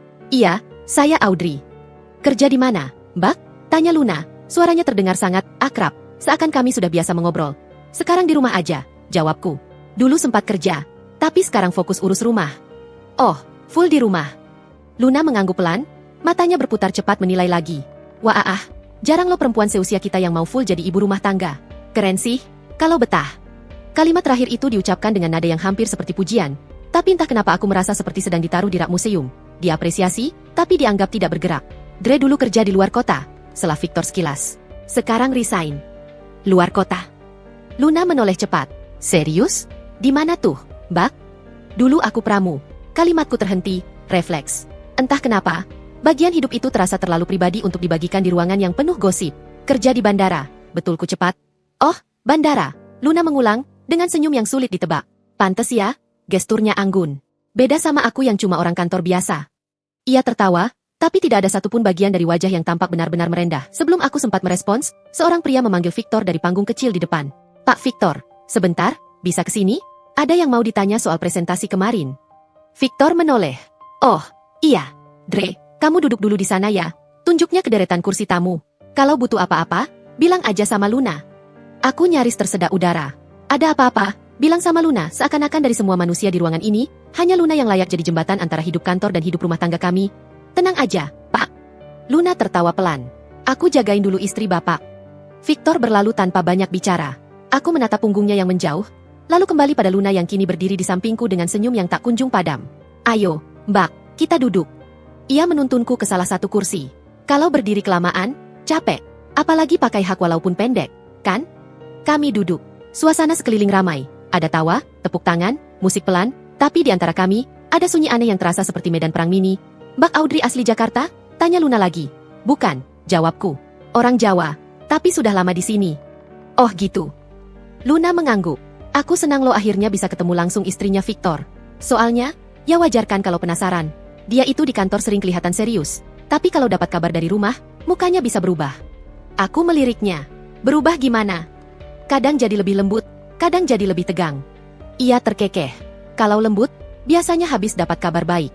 Kalau tegang, mungkin habis ditanya, Mas, pulang jam berapa? Gitu ya? Ia menirukan dengan nada menggoda, dan beberapa orang di kursi belakang ikut tertawa kecil. Aku ikut tersenyum, tapi perutku mengeras. Aku jarang nelpon dia, Mbak. Biasanya cuma chat kalau ada perlu. Yah, berarti aku salah duga, dong? Balas Luna cepat, tapi tatapannya tajam sejenak. Tapi memang kerja di bank kayak gini bikin capek banget. Kadang, punya teman ngobrol di kantor itu, ya penting. Kata, teman ngobrol, itu, entah kenapa, terdengar seperti kode acara semakin ramai. Atasan Victor naik ke panggung, memberikan sambutan, lalu membagikan beberapa penghargaan kecil. Victor dipanggil untuk satu penghargaan performa, dan seluruh ruangan bertepuk tangan. Aku ikut bangga, berdiri dan bertepuk pelan. Saat Victor menerima piagam, ia menoleh ke arahku sebentar. Mata kami bertemu, tapi hanya sepersekian detik. Setelah itu, pandangannya bergeser ke arah Luna yang duduk di barisan depanku. Luna mengangkat jempol kecil ke arahnya, dan Victor membalas dengan anggukan ringan yang terlalu akrab untuk ukuranku. Sesaat, aku merasa seperti penonton tak terlihat di panggung hidup suamiku sendiri. Sekitar 1 jam kemudian, acara berubah lebih santai. Musik sedikit lebih keras, beberapa orang mulai berdiri dan mengobrol dalam kelompok kecil. Ada yang foto-foto, ada yang bercanda, ada yang sibuk memandang layar ponsel. Aku sedang minum jus di sudut ketika sebuah percakapan dari belakang punggungku mengusik. Itu istrinya Pak Victor ya? Suara seorang perempuan. Iya kali. Ata. Bu Luna? Balas yang lain dengan cekikikan. Jangan gitu. Tapi ya memang sering banget lihat mereka bareng. Tadi pas datang, aku kira Luna yang bakal diajak. PSST. Pelan-pelan, entar kedengeran. Tawa lirih menyusul. Lalu langkah mereka menjauh. Tapi suaranya sudah cukup jelas untuk merobek kantong kepercayaan diri yang susah payah kubawa dari rumah. Bu Luna, bagaimana mungkin ada orang yang refleks menyebut rekan kerja suamiku dengan sebutan yang seharusnya milikku? Aku menggenggam gelas plastik lebih erat.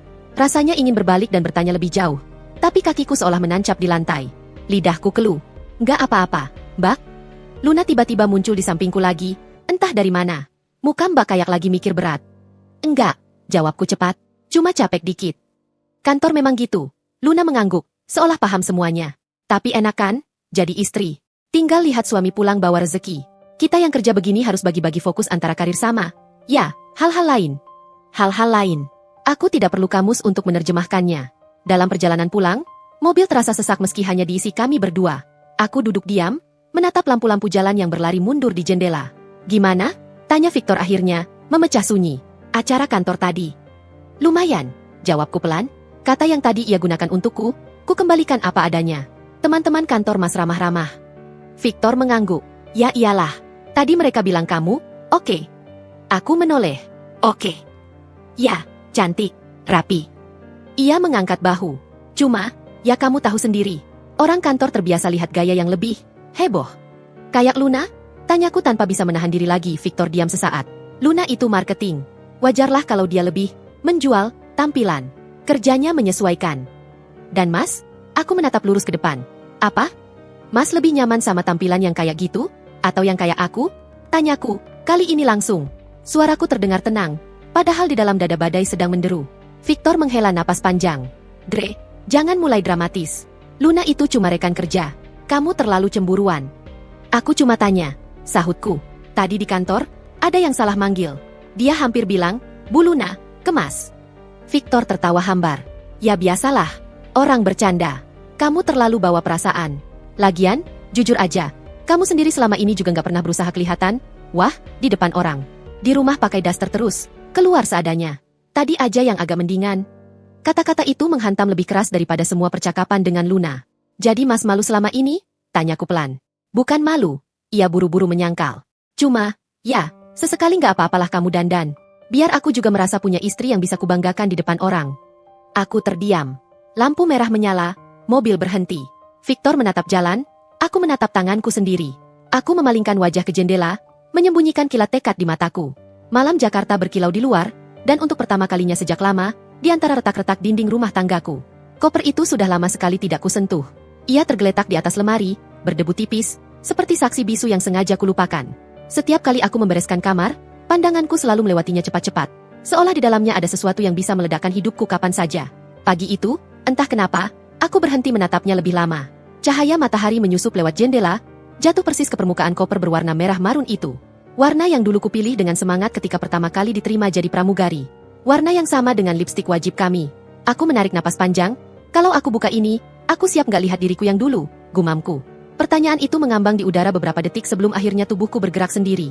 Aku menyeret kursi, naik pelan-pelan, dan meraih koper itu. Entah karena isinya, entah karena kenangan di dalamnya. Kurebahkan koper di atas ranjang. Resletingnya sempat seret sebelum akhirnya bergeser pelan, mengeluarkan suara ZRRRT yang membuat hatiku ikut bergetar.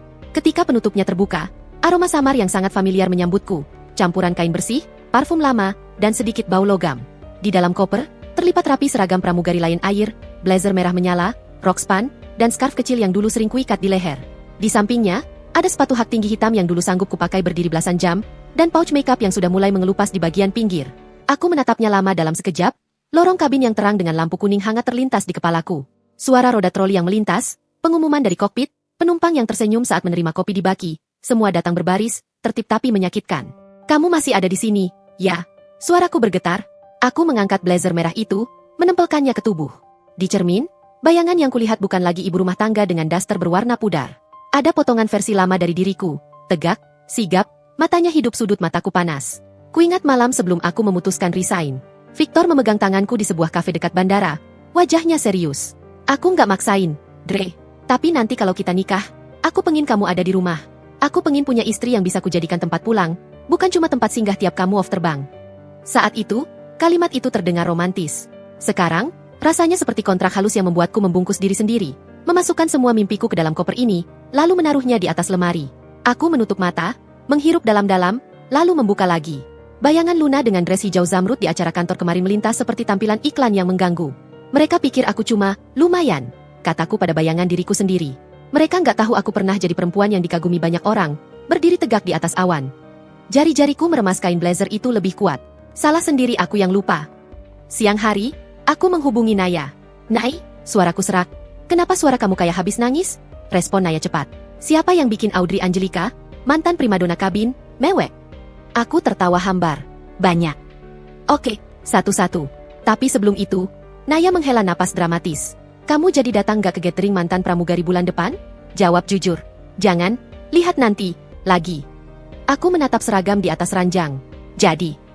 Naya terdiam sejenak, lalu bersorak kencang sampai aku menjauhkan ponsel dari telinga. Yes, ini baru sahabat gue. Oke, gini. Minggu depan, ada semacam workshop grooming dan personal branding buat mantan dan calon pramugari yang diadain temen kita. Kamu ikut. Anggap ini, apa ya? Jalan balik buat kamu nginget lagi gimana rasanya berdiri tegak sebagai Audrey, bukan cuma istrinya Victor. Kata-kata terakhirnya membuatku diam. Audrey, bukan sekadar istrinya Victor. Bukan, Bu Victor. Bukan, menantu mama. Hanya, Audrey. Oke, jawabku akhirnya. Kirim detailnya. Ya. Siap. Oh iya, dari sekarang kamu mulai rawat diri lagi. Bukan demi suami kamu, bukan demi orang kantor, tapi demi diri kamu sendiri. Deal? Tekan Naya. Aku menatap wajahku di cermin. Tidak buruk, hanya lelah.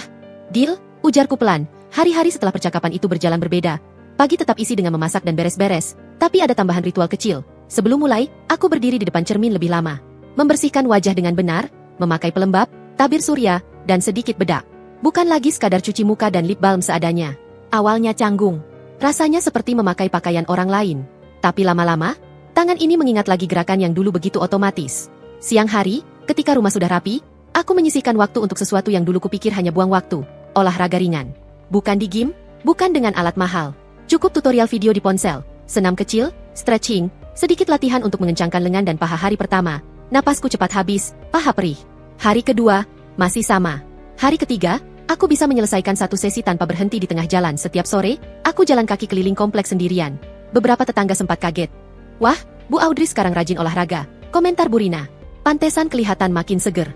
Mau program hamil ya? Aku hanya tertawa. Program sayang sama diri sendiri dulu, Bu. Jawaban itu membuatku kaget pada diriku sendiri.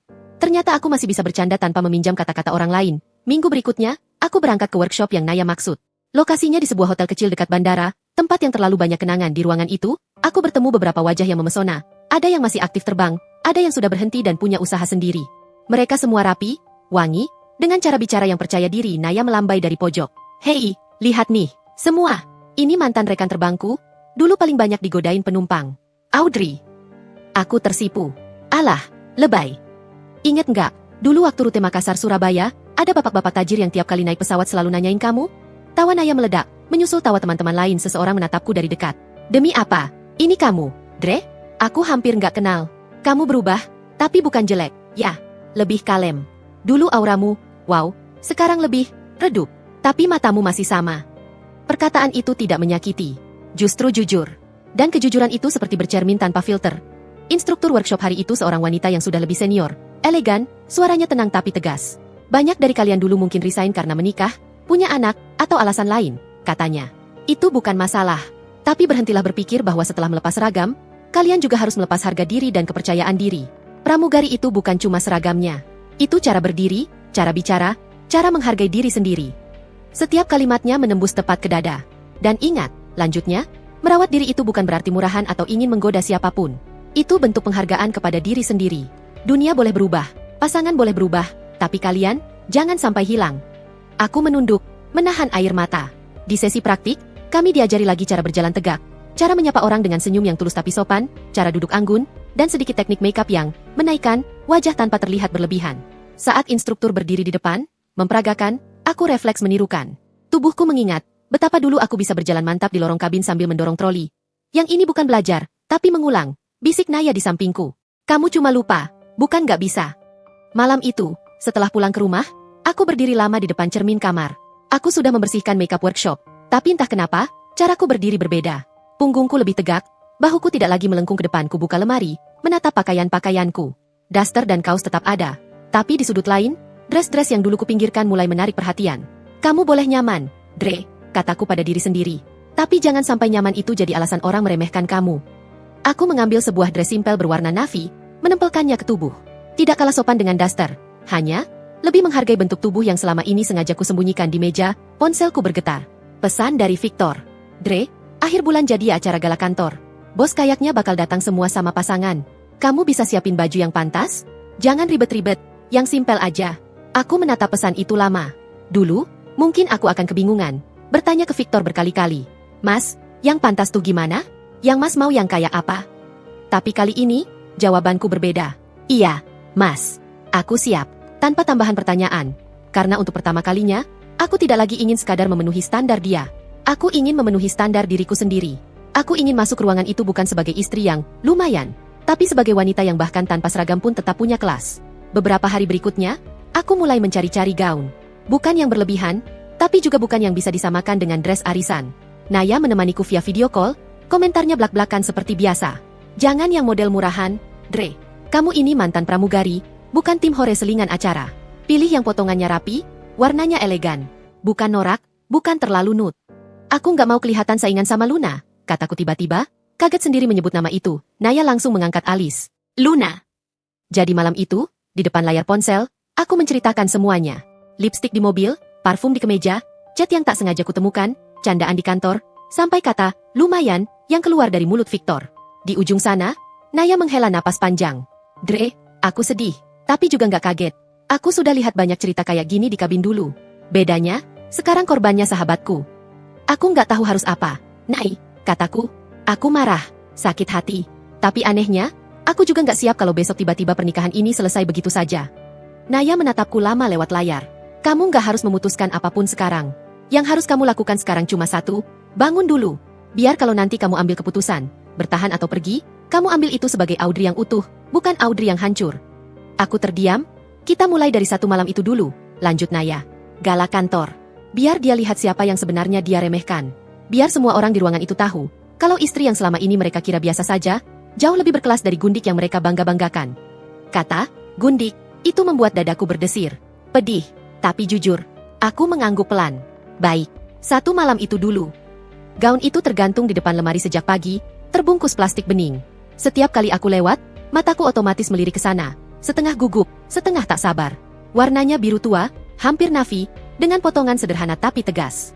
Bagian bahu tertutup, leher berbentuk V lembut, pinggangnya pas, rok jatuh anggun sampai sedikit di atas mata kaki. Tidak ada payet berlebihan, tidak ada belahan tinggi.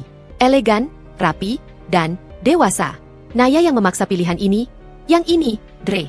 Ini bukan istri pejabat norak. Ini mantan pramugari naik kelas. Katanya waktu kami video call dari butik. Sekarang, menjelang sore, aku duduk di depan meja rias, menatap wajahku sendiri. Nadi di pergelangan tangan berdetak cepat. Audrey Angelika, bisikku pada bayangan di cermin. Malam ini kamu bukan cuma lumayan. Aku mulai merias diri pelan-pelan. Bukan makeup tebal ala pesta, tapi bukan juga setipis hari-hari biasa. Naya bahkan sempat mengirim voice note berisi instruksi. Foundation tipis, yang penting rata. Jangan lupa contour dikit di pipi. Eyeshadow warna netral, eyeliner jelas, maskara 2 lapis. Alis jangan terlalu tebal, kamu udah cantik. Lipstick, pilih yang bikin kamu kelihatan hidup, bukan pucat. Aku mengikutinya satu persatu. Tangan yang dulu sering memegang botol minuman di kabin kini memegang kuas dengan terampil lagi. Gerakan-gerakan lama yang sempat beku itu terasa makin lancar. Saat selesai, aku mundur sedikit, melihat keseluruhan bayangan di cermin. Rambut kuku tata setengah disanggul rendah, sisa rambut dibiarkan tergerai lembut di bahu. Anting kecil mutiara menggantung di telinga, kalung tipis melingkari leher. Bukan lagi ibu rumah tangga dengan daster pudar, bukan juga pramugari penuh seragam merah. Ini Audrey yang lain. Audrey yang matang. Dre, kamu sudah. Pintu kamar belum sempat kukunci. Victor mengintip sambil merapikan dasi. Kata-katanya menggantung di udara ketika ia membuka pintu lebih lebar dan melihatku penuh-penuh. Untuk pertama kalinya setelah sekian lama, wajahnya benar-benar terhenti. Aku berdiri pelan, memegang sedikit rok gaun agar tidak tersangkut. Gimana, Mas? Tanyaku, suaraku sedikit bergetar. Kebanyakan? Victor tidak menjawab segera. Matanya menelusuri dari ujung rambut, wajah, bahu, pinggang, sampai ujung gaun dan sepatu hak yang kupakai. Ini, ia menghela napas pendek, seolah mencari kata yang tepat. Kamu, beda. Beda jelek atau beda aneh? Aku mencoba bercanda, meski di dalam, aku menunggu. Beda, bagus. Akhirnya ia mengeluarkan kalimat itu. Aku hampir nggak kenal. Ada sesuatu yang menegang di dadaku, antara senang dan perih.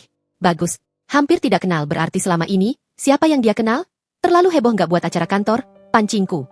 Victor menggeleng pelan. Enggak, ini, pas. Elegan. Kamu kayak. Ia berhenti lagi, lalu tersenyum tipis. Ya, kamu kelihatan kayak dulu waktu pertama kali aku lihat kamu di bandara. Jantungku berdebar. Itu pertama kalinya ia menyebut kenangan itu setelah lama. Aku menahan senyum. Syukur kalau Mas nggak malu jalan sama aku. Bukan malu, katanya lirih. Aku malah bangga. Kata itu, bangga, jatuh pelan tapi mengguncang. Bukan berarti semua luka hilang, tapi setidaknya malam ini, aku melangkah dengan sedikit lebih ringan. Perjalanan ke hotel tempat gala diadakan terasa berbeda dari biasanya. Victor lebih sering melirik arahku, seolah memastikan aku benar-benar ada di kursi penumpang, bukan cuma bayangan. Aku lupa kamu bisa secantik ini, katanya tiba-tiba, setengah bergumam. Aku menoleh, menatap jalan di depan. Aku nggak lupa, jawabku pelan, aku cuma menyimpannya. Victor mengerling sebentar, wajahnya seperti bingung dengan jawabanku, tapi tidak bertanya lebih lanjut. Begitu kami sampai di lobi hotel, beberapa orang sudah berkumpul. Pria dengan setelan jas, wanita dengan gaun cantik, aroma parfum mahal bercampur dalam udara dingin AC. Begitu kami melangkah masuk, aku merasakan beberapa pasang mata otomatis beralih ke kami. Atau, lebih tepatnya, ke Victor. Sampai mereka melihat siapa yang berjalan di sampingnya. Pak Victor, seseorang melambai. Seorang rekan pria, kupikir dari departemen lain. Tatapannya sempat terhenti di wajahku, lalu matanya sedikit membesar. Ini, istri Bapak? Tanyanya kemudian, setengah tak percaya Victor mengangguk. Iya, ini Audrey. Pria itu tersenyum lebar, buru-buru menjabat tanganku. Senang kenal, Bu. Saya Rudy. Wah, saya kira tadi. Ya, pokoknya Bapak jago nyimpen kartu as. Nih. Aku tersenyum sopan. Terima kasih, Pak. Kalimat, kartu as, itu membuat Victor sedikit tersipu. Ada sekilas kebanggaan yang jelas di matanya, sesuatu yang sudah lama tak kulihat. Saat kami masuk ke ballroom, musik jazz pelan mengalun. Lampu kristal menggantung di langit-langit, memantulkan cahaya lembut. Di tengah ruangan, meja-meja bundar sudah tertata dengan nomor. Di seberang, di dekat panggung, aku melihat Luna, ia mengenakan dress warna champagne, berkilau halus, agak ketat di pinggang, dengan bahu sedikit terbuka. Rambutnya tergerai, ditata bergelombang sempurna. Dalam kondisi biasa, ia pasti akan menjadi pusat perhatian. Namun malam ini, aku tidak melihatnya lebih bercahaya dari yang lain. Entah karena ia memang biasa seperti itu, atau karena aku, bukan Audrey yang dulu menunduk. Luna awalnya tertawa bersama dua rekan pria. Saat ia menoleh dan melihat kami, tawa itu meredup sesaat. Matanya menajam, menilai cepat. Senyum standar kemudian muncul, tapi aku bisa melihat jelas sesuatu yang lain di baliknya. Keterkejutan yang tak sempat ia sembunyikan. Pak Victor, panggilnya sambil melangkah ke arah kami. Langkahnya masih sepercaya diri biasa, tapi tempo sepatu haknya sedikit melambat. Wah, malam ini datangnya sama. Wah, ia berhenti tepat di depan kami, menatapku dari dekat. Luna, ini... Victor hendak mengulang perkenalan yang sebenarnya sudah terjadi. Luna mengangkat tangan, memotong halus. Saya ingat, Pak, Mbak Audrey, kan? Ia tersenyum, kali ini lebih sungguh-sungguh, atau setidaknya berusaha begitu. Aku sampai nggak ngenalin. Loh, malam ini Mbak kelihatan luar biasa. Aku mengangkat alis sedikit. Terima kasih, Luna. Kamu juga cantik. Ah, biasa aja. Ia tertawa pelan. Kalau tahu istrinya Pak Victor begini, aku dari dulu nggak bakal berani bercanda merebut posisi First Lady kantor. Lalu ia menoleh ke Victor, nada suaranya berubah sedikit. Bapak selama ini pelit pujian sih. Bilang dong kalau istrinya secantik ini. Kita-kita jadi nggak enak. Aku hanya tersenyum. Ada dorongan untuk berkata sesuatu yang lebih tajam, tapi ku tahan. Malam ini bukan malam untuk perang kata-kata murahan. Malam ini bukan tentang Luna. Ini tentang aku. Acara dimulai dengan sambutan dari jajaran direksi. Kami duduk di meja dekat tengah, posisi yang cukup strategis. Tidak terlalu ke depan tapi tidak juga di sudut. Beberapa kali, orang datang menghampiri meja kami. Pak Victor, ini istri Bapak? Cantik sekali. Wah, pantas Bapak betah lembur, pulang rumah disambut istri begini. Bu Audrey, kerja juga kah? Saya kira model. Loh. Aku menjawab semuanya dengan senyum dan kalimat singkat. Sikapku otomatis kembali seperti dulu saat melayani penumpang VIP. Ramah, hangat, tapi tetap berjarak sopan. Victor di sampingku tampak berubah. Cara ia duduk, cara ia menatapku, caranya menatap orang lain yang memuji. Ada kebanggaan mengembang di sana, bercampur sesuatu yang lain. Semacam penyesalan halus di sela-sela acara, ada sesi makan malam.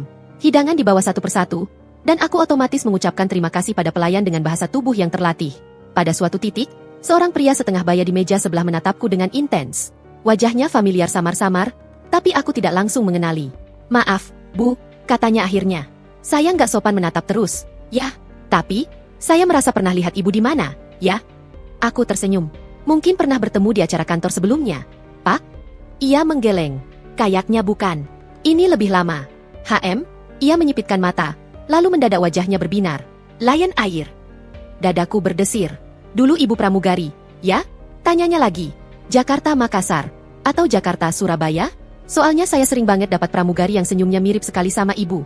Saya ingat, karena tiap saya naik pesawat itu, suasananya terasa lebih enak. Meja seketika menjadi lebih senyap. Beberapa kepala menoleh. Aku menghela napas kecil, lalu tersenyum. "Iya, Pak. Dulu saya pramugari Lion Air. Mungkin Bapak pernah satu pesawat." "Wah, saya nggak salah ingat dong." Ia tertawa, senang seperti menemukan potongan puzzle yang hilang. "Teman-teman," panggilnya ke orang di mejanya. "Ini mantan pramugari Lion Air. Loh, pantas aja caranya duduk, cara ngomong, khas banget." Beberapa orang lain ikut tertarik. "Serius, Bu? Wow, keren." Pantesan dari tadi auranya beda. Aku bisa merasakan tatapan-tatapan itu. Kagum, heran, dan penasaran, mengarah ke satu titik. Aku. Di sampingku, Victor membeku. Aku melirik sekilas. Raut wajahnya sulit dibaca. Kaget, bangga, sekaligus, malu. Luna, yang duduk tak terlalu jauh, juga menoleh. Matanya membesar beberapa detik sebelum kembali mengerut halus. Informasi baru itu jelas menggeser banyak persepsinya. Aku tertawa kecil. "Iya, Pak. Dulu saya kerja di atas awan. Sekarang, di rumah saja." "Tapi caranya membawa diri masih pramugari banget," kata yang lain.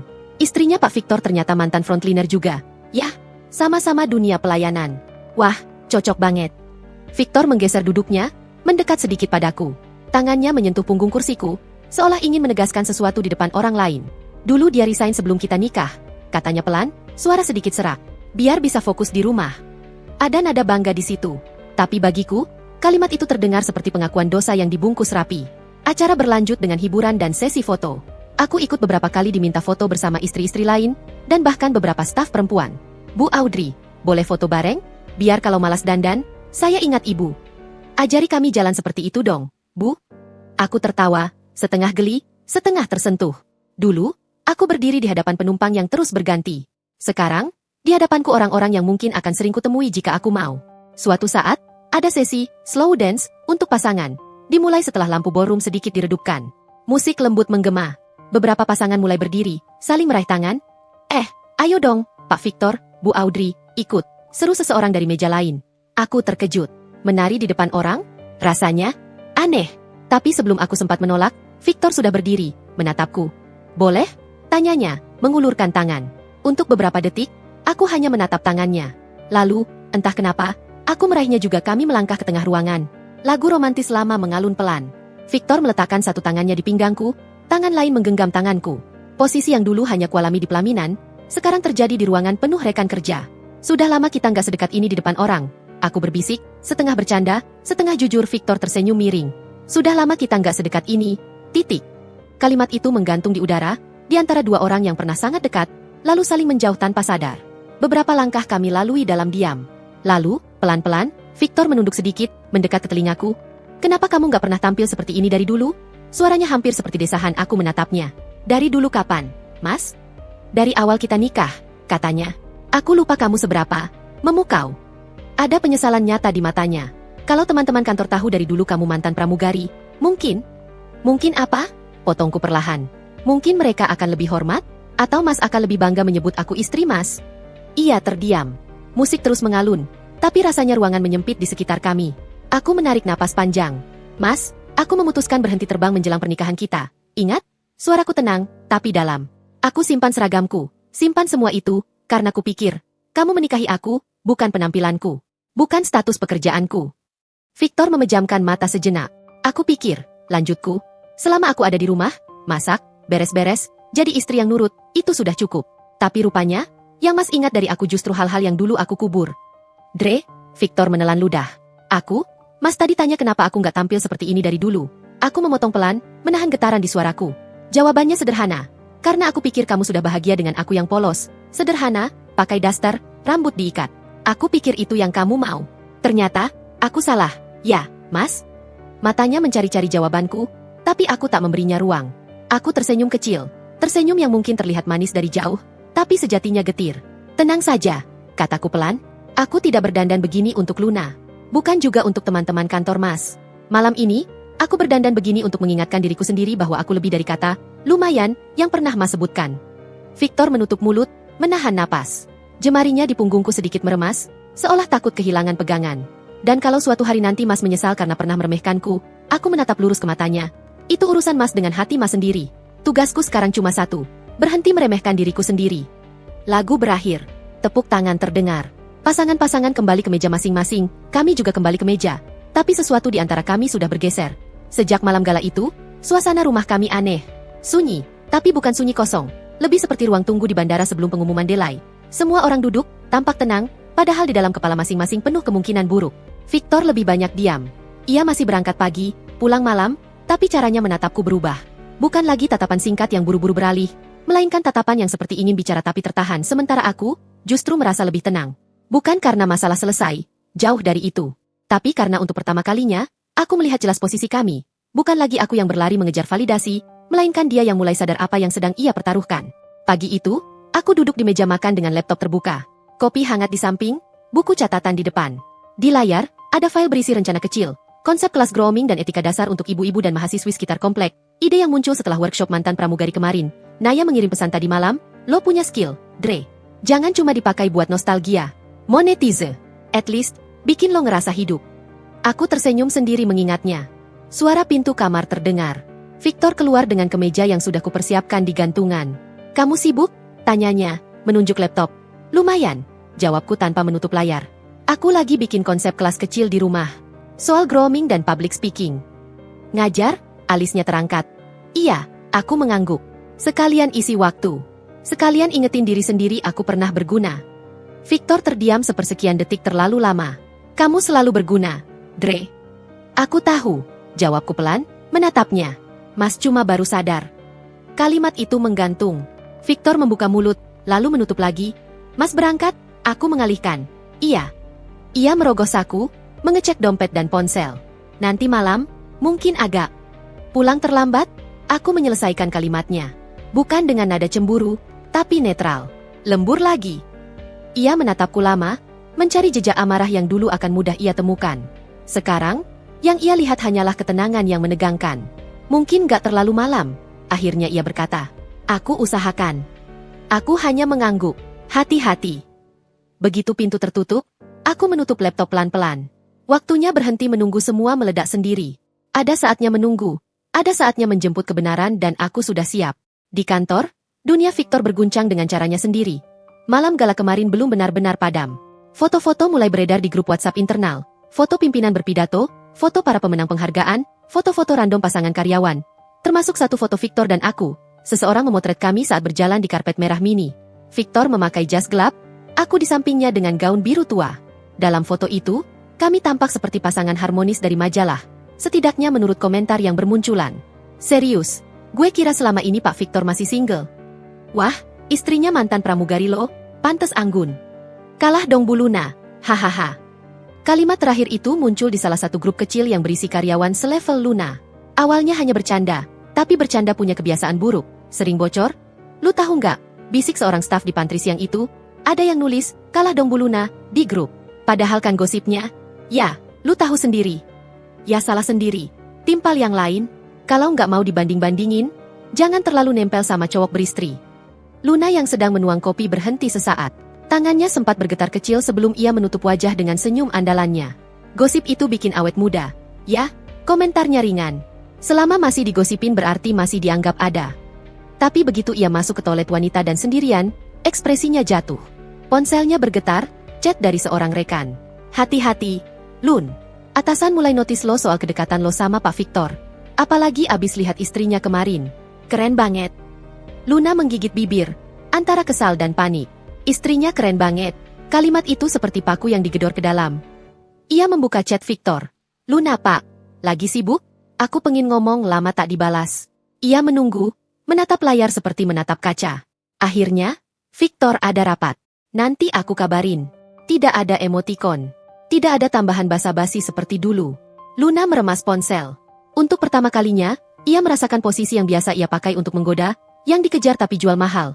Berbalik dan ternyata, rasanya sangat tidak enak. Sementara itu, di rumah, aku menghabiskan siang dengan cara berbeda.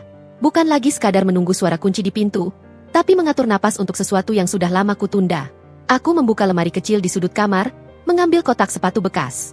Di dalamnya, kuhimpun beberapa benda, lipstik merah marun dalam plastik kecil, printout screenshot chat Victor dan Luna yang kukirim ke email sendiri, juga selembar kertas kecil berisi username akun media sosial Luna yang sempat kutemukan. Aku menatap semuanya lama. Aku nggak datang tanpa bukti, kataku pada diri sendiri. Aku mantan pramugari. Di kabin harus sigap, di darat juga. Sore itu, aku menyetrika baju sambil menyiapkan dialog di kepala. Bukan untuk membuat drama, tapi untuk memastikan aku tidak tergelincir dalam teriakan yang bisa disangkal dengan mudah. Aku tidak ingin dia berkata, "Kamu lebay, kamu cemburuan, kamu halu." Aku ingin dia duduk, menatap fakta, dan tidak punya kesempatan lari dari kata-kata sendiri. Malam itu, Victor benar-benar pulang tidak terlalu larut. Jam menunjukkan hampir 9 ketika suara mobilnya berhenti di depan rumah. Aku sudah menyiapkan makan malam di meja, tapi kali ini tidak terlalu heboh. 2 lauk sederhana, sup hangat, nasi. Rumah rapi, aromanya nyaman, tapi ada sesuatu di udara yang membuat suasana berbeda. Sebuah tekad. "Assalamualaikum," suaranya terdengar dari pintu. "Waalaikumsalam," jawabku. "Mas sudah makan?" "Belum." Ia melepas sepatu. "Dari kantor langsung." Aku mengangguk. "Makan dulu, Mas. Habis itu aku mau ngobrol sebentar." Kata-kata itu membuat langkahnya sedikit melambat. "Ngobrol?" Ia mengulang. "Iya." Aku menatapnya. "Bukan bertengkar. Ngobrol." Ia tampak menimbang. Lalu mengangguk.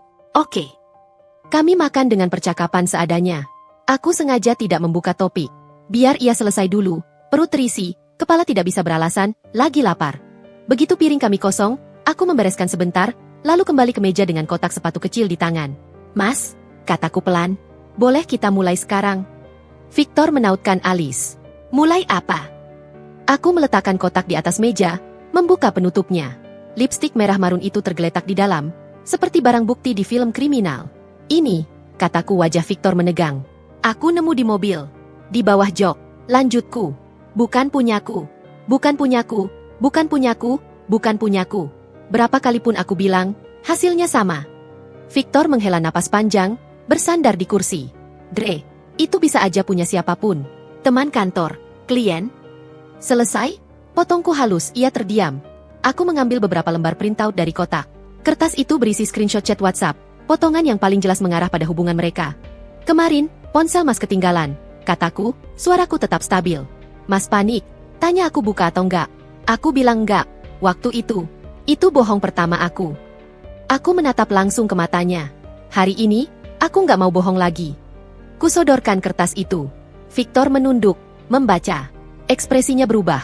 Kaget, kesal, malu, lalu putus asa dalam satu rangkaian cepat. Chat yang menunjukkan ia mengantar Luna pulang malam-malam, chat dengan foto dress merah Luna, chat dengan emoji-emoji yang tak akan ia kirim pada sekadar rekan kerja. "Ini." Ia menggenggam kertas itu. "Kamu kapture diam-diam." "Mas selingkuh diam-diam." Aku menjawab tanpa mengedip. "Adil kalau aku mengumpulkan bukti diam-diam." Ia meletakkan kertas itu di meja, mengusap wajah. "Dre, dengar dulu. Ini nggak seperti yang kamu pikir." "Mas pikir aku pikir apa?" Suaraku sedikit naik, tapi masih terkendali. "Mas bilang lama di kantor untuk lembur, untuk karir, untuk masa depan kita. Tapi di sela-sela itu, Mas antrin Luna pulang, Mas nilai dress Luna, Mas jadi tempat curhatnya Luna sampai jam hampir tengah malam. Semua dengan status Mas sebagai suami. Itu apa? Kalau bukan selingkuh?" "Dre, aku," Victor menegang, lalu meledak kecil. Oke. Iya, mungkin aku kebablasan. Tapi kamu juga lihat, aku nggak pernah bilang aku mencintai dia. Aku cuma capek.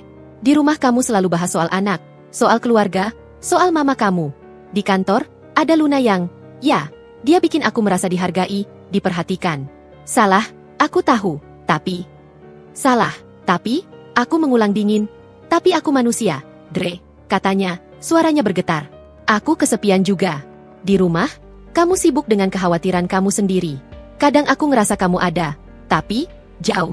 Luna cuma... Aku mengangkat tangan, menghentikan. Mas Victor Handika, kupanggil namanya lengkap, sesuatu yang jarang kulakukan. Jangan pernah pakai kata, kesepian, untuk membenarkan pengkhianatan. Aku juga kesepian. Tapi aku nggak lari ke pelukan pria lain. Ia terdiam. Kalau kamu capek, kamu ngomong. Kalau kamu merasa di rumah aku berubah, kamu ajak aku ngomong. Kamu tidak berhak menjadikan Luna sebagai jawaban dari masalah rumah tangga yang bahkan belum kamu ajak aku hadapi. Victor mengusap rambutnya kasar. Aku salah. Akhirnya ia mengaku, suara merendah. Aku tahu aku salah. Tapi aku nggak pernah tidur sama dia, Dre. Demi Tuhan, aku belum sejauh itu. Aku menghela napas panjang, menahan gejolak di dada. Aku percaya atau tidak, rasa sakitnya tidak berubah. Pengkhianatan bukan hanya soal tubuh, tapi juga hati dan batas yang ia ingkari. Aku mantan pramugari. Mas, kataku pelan. Aku sudah lihat terlalu banyak suami-suami yang bilang, cuma teman, cuma curhat, cuma anterin pulang. Besok-besok, cuma ke hotel karena kemalaman, cuma kecolongan. Mataku menatapnya tajam. Aku nggak akan duduk diam nunggu giliran suamiku masuk kategori itu. Ia menunduk, menatap meja seperti mencari jawaban di kayu. Aku tanya sekali, lanjutku. Mas berniat berhenti? Putus semua kontak di luar urusan kerja formal dengan Luna? Atau tidak? Ya, jawabnya cepat. Aku bisa. Aku mau. Aku bakal jauhin dia. Aku. Masih satu kantor. Potongku. Mas masih atasan yang bisa dia chat jam berapa saja. Mas yang tahu seberapa kuat niat Mas. Victor mengangkat wajah, matanya memerah. Aku nggak mau cerai, katanya tiba-tiba. Kalau itu yang kamu tuju, aku nggak siap. Aku nggak mau kehilangan kamu. Aku tersenyum miring. Menarik. Kamu nggak mau kehilangan aku. Tapi kamu juga hampir kehilangan dirimu sendiri di pelukan orang lain. Aku salah. Ia memukul dada pelan. Aku salah besar. Tapi tolong, kasih aku kesempatan. Aku memejamkan mata sejenak, menyusun napas. Mas, kataku kemudian, aku nggak ngomong cerai hari ini. Ia terlihat lega untuk sepersekian detik, sebelum kalimat berikutnya keluar. Tapi aku juga nggak bisa pura-pura nggak terjadi apa-apa. Aku bukan boneka yang bisa kamu taruh di rumah. Kamu main di luar, pulang cuci bersih, lalu semua kembali normal. Aku menarik napas. Mulai malam ini, kita pisah kamar. Wajahnya mengeras. Pisah kamar? Iya, aku menatapnya tanpa gentar. Aku perlu ruang. Untuk berpikir. Untuk bernapas. Untuk ingat lagi aku ini siapa tanpa bayangan kamu dan Luna. Aku bisa tidur di sofa. Ia mencoba menawar, aku menggeleng. Aku nggak mau lihat kamu setiap buka pintu kamar. Bukan karena aku benci, tapi karena aku belum siap luluh hanya karena kita satu atap. Lidahnya keluh. Kamu mau aku pergi dari rumah? Aku mengangguk. Sementara. 3 hari. Seminggu. Terserah kamu sanggupnya berapa. Kalau kamu bilang kamu mau memperbaiki semuanya, Mas mulai dari sini, hormati batas yang aku pasang. Dre. Suaranya parau. Kemana aku harus pergi? Aku mengangkat bahu pelan. Mas punya gaji. Mas punya teman. Mas bahkan punya Luna kalau masih merasa butuh. Pergilah kemanapun yang kamu anggap tempat buat mikir. Tapi jangan di sini dulu. Di titik itu, air mata mulai menggenang di matanya. Bukan pemandangan yang sering kulihat. Kamu serius? Bisiknya. Serius, jawabku. Aku tidak akan mengusir Mas dari hidupku. Hari ini. Tapi aku mengusir Mas dari zona nyaman yang selama ini bikin Mas berani main hati dengan orang lain seolah di rumah ada istri yang akan selalu menunggu. Apapun yang terjadi. Sunyi mengisi ruang makan. Hanya suara jam dinding yang terdengar. Akhirnya, Victor berdiri pelan. Langkahnya berat. Ia masuk ke kamar, mengemasi beberapa potong pakaian ke dalam tas kecil. Aku diam di meja, menatap kosong ke kotak bukti yang kini tak lagi kubutuhkan untuk meyakinkan diriku. Karena aku sudah tahu yang paling penting. Aku berhak marah, berhak kecewa, dan berhak menentukan batas. Ketika Victor keluar lagi, tas di tangan, wajahnya pucat. Aku, pergi dulu, katanya lirih. Aku akan kabari kamu menginap di mana. Kalau kamu butuh sesuatu, kamu bisa. Aku baik-baik saja, potongku lembut. Untuk pertama kalinya, aku akan belajar baik-baik saja tanpa menunggu pintu rumah dibuka sama kamu. Ia mengangguk, air mata akhirnya jatuh juga. Maaf, katanya, nyaris tak terdengar. Maaf ya, Dre. Aku tidak menjawab, hanya menatapnya pergi, pintu tertutup. Suara mobil menjauh pelan. Untuk beberapa menit, rumah terasa sangat sepi. Sepi yang dalam, sepi yang dingin. Tapi di tengah sepi itu, ada sesuatu yang lain tumbuh pelan-pelan. Rasa lega. Bukan karena kehilangan suami. Tapi karena untuk pertama kalinya, aku membela diriku sendiri dengan tegas, tanpa teriak, tanpa memohon. Di tengah malam, ketika aku duduk sendirian di ruang tamu, ponsel di meja bergetar. Notifikasi pesan masuk. Bukan dari Victor, dari Naya. Lo udah mulai, Dre? Aku menatap pesan itu, lalu membalas. Iya. Dia keluar rumah sementara. Ini bukan balas dendam, Nay. Ini proses. Naya membalas cepat. Good. Biar dia ngerasain rasanya nggak dianggap otomatis ada. Biar dia tahu, kehilangan lo itu bukan ancaman kosong. Aku menghela napas, di sisi lain kota, mungkin Luna sedang sibuk menghitung risiko kalau hubungan mereka ketahuan. Di sisi lain lagi, mungkin Victor duduk di kamar hotel, di mobil, atau di parkiran kantor, memikirkan bagaimana ia bisa sampai sejauh ini. Malam pertama tanpa Victor terasa ganjil. Bukan karena aku tak bisa tidur tanpa dengkurnya. Beberapa bulan terakhir pun ia sering pulang terlalu larut, bahkan kadang tidak menyentuh ranjang. Tapi kali ini berbeda. Bukan sekadar pulang terlambat, melainkan benar-benar tidak ada. Tak ada suara kunci, tak ada langkah pelan menuju kamar, tak ada bayangan pria yang dulu kutunggu dengan hati berdebar. Aku berbaring menghadap tembok, memeluk bantal. Anehnya, tidak ada tangis pecah-pecah seperti yang kubayangkan. Ada sedih, tentu, tapi lebih banyak hening. Seperti ruang kosong yang baru kusadari ternyata selama ini sudah lama ada, hanya tertutup rutinitas. Jadi begini rasanya sepi yang jujur, gumamku pelan, bukan sepi pura-pura yang diisi kebohongan. Di luar, motor dan mobil lewat tak henti. Di dalam, hanya detak jam yang terus berjalan, mengingatkanku bahwa waktu tidak menunggu siapapun, termasuk perempuan yang terlalu lama menunda mencintai dirinya sendiri. Di sisi lain kota, Victor duduk sendirian di kursi keras sebuah kamar hotel bisnis. Kamar itu bersih, dingin, rapi, tapi tidak punya kenangan. Tidak ada foto pernikahan di dinding, tidak ada bantal dengan sarung yang dipilih Audrey, tidak ada aroma masakan. Hanya ada koper kecil, laptop, dan sebuah ponsel yang berkali-kali ia pandangi tanpa tahu harus mengetik apa. 3 pesan terakhirnya hanya centang biru tanpa balasan, aku sudah sampai. Kalau kamu butuh apa-apa kabari aku. Maaf. Kata itu, maaf, terasa semakin kecil setiap kali ia membacanya. Seolah tidak sepadan dengan jejak luka yang ia tinggalkan. Ia menutup mata, dan yang muncul justru bukan wajah Luna dengan lipstik merah marunnya. Bukan tawa menggoda di pantry kantor. Yang muncul justru Audrey di malam gala. Gaun biru tua, langkah anggun, mata jernih yang menatapnya sambil berkata, tugasku sekarang cuma satu, berhenti meremehkan diriku sendiri. Kamu baru sadar, Vic, gumamnya pada diri sendiri. Baru sadar setelah dia berbalik melindungi dirinya, bukan lagi melindungi egomu. Ponselnya bergetar pelan. Luna, kamu di mana? Kok dari tadi dingin banget? Ada masalah? Victor menatap notifikasi itu lama, lalu menaruh ponsel terbalik. Untuk pertama kalinya, ia tidak punya energi untuk menjawab hanya demi memuaskan ego seseorang. Pagi berikutnya, rumah terasa lebih besar dari biasanya. Semua pekerjaan rumah selesai terlalu cepat.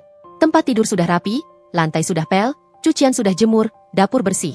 Tidak ada seragam kerja yang harus kusetrika, tidak ada dasi yang perlu kupilihkan sekilas, seperti rumah janda.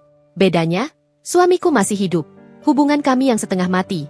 Aku menyalakan laptop, membuka lagi file rencana kelas grooming. Pikiranku sebenarnya masih lelah. Tapi justru karena itulah aku memilih tetap melanjutkan. Aku butuh sesuatu yang bukan tentang Victor. Pukul 10 pagi, aku membuka story Instagram dengan tangan sedikit gemetar. Halo, aku Audrey. Mantan pramugari layan air, sekarang ibu rumah tangga. Aku akan buka kelas kecil, grooming basic etika, untuk ibu-ibu dan mahasiswi yang ingin tampak rapi dan percaya diri dalam keseharian. Di rumahku saja, kelompok kecil biar nyaman. Kalau minat, DM ya, kututup ponsel, menarik napas panjang. Bismillah. Tak sampai 1 jam, sudah ada 3 pesan masuk. 1 dari mahasiswi tetangga komplek, 1 dari ibu muda yang baru melahirkan, 1 lagi dari teman lama yang dulu sering satu pesawat. Mbak, aku minat. Aku sering minder kalau ketemu orang, pengen belajar dandan rapi tapi nggak norak. Bu, saya baru resign juga. Rasanya kayak kehilangan diri sendiri. Mungkin kelas ibu bisa bantu. Mataku memanas. Ternyata, aku tidak sendiri. Ternyata, ada banyak perempuan yang juga merasa hilang setelah melepas peran tertentu dalam hidup siang itu. Aku menyusun jadwal, menghitung biaya, menyiapkan ruang tamu sebagai kelas. Bukan bisnis besar, tapi cukup untuk membuatku merasa hidup di kantor.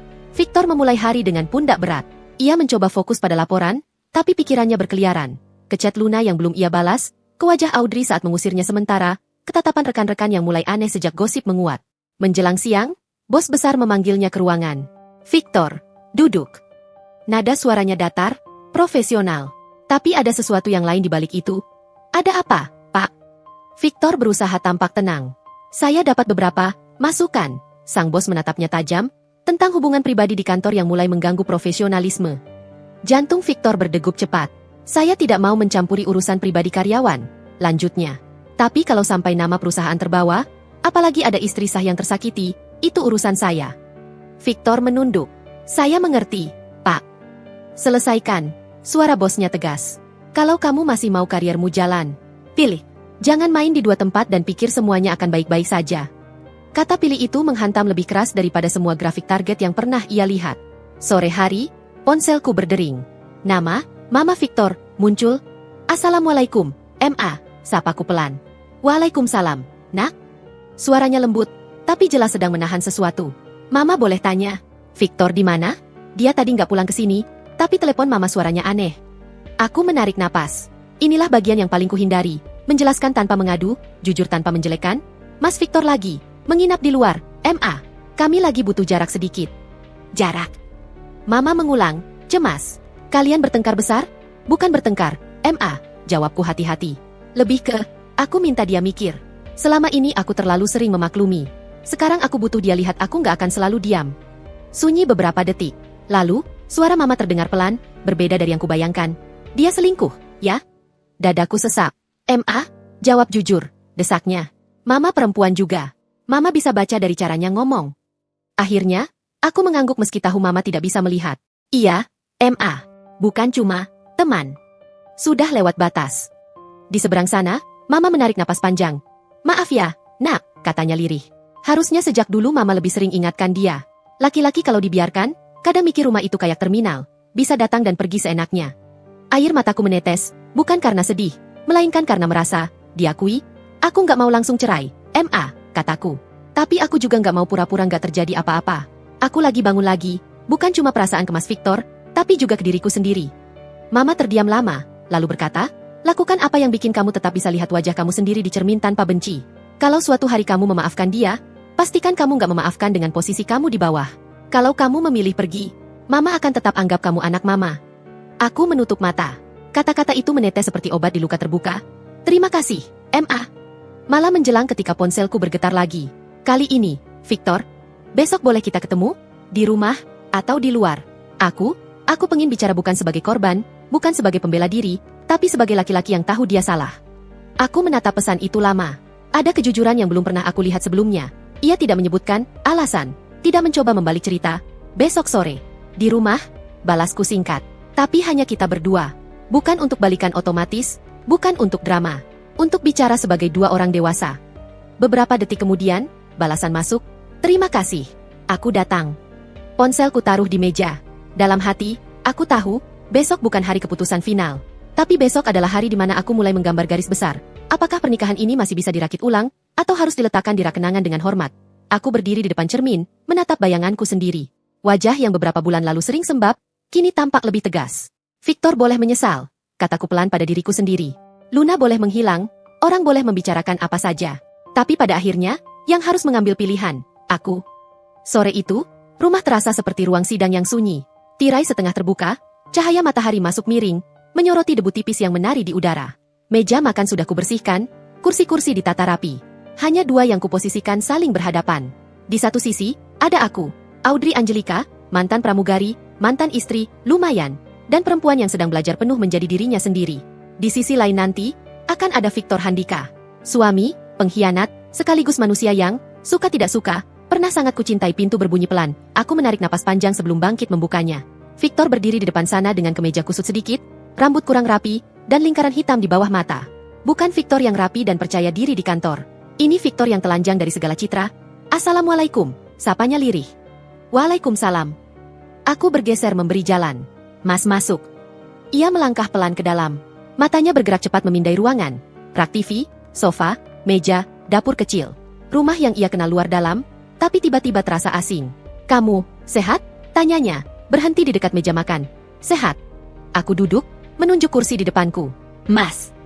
Victor duduk, menghela napas. Secara fisik, iya. Secara lain, enggak. Aku tidak menimpali. Biarkan ia bicara dulu. Aku langsung aja. Ya, ia mulai. Suaranya pelan, tapi tegas. 3 hari ini aku tidur di hotel dekat kantor. Bukan di rumah siapa-siapa. Aku kerja, pulang, diam. Aku mikir. Banyak. Aku hanya mengangguk kecil. Bos manggil aku, lanjutnya. Dia sudah dengar gosip. Dia nggak mau tahu detail. Tapi dia bilang satu kalimat yang terus kebayang.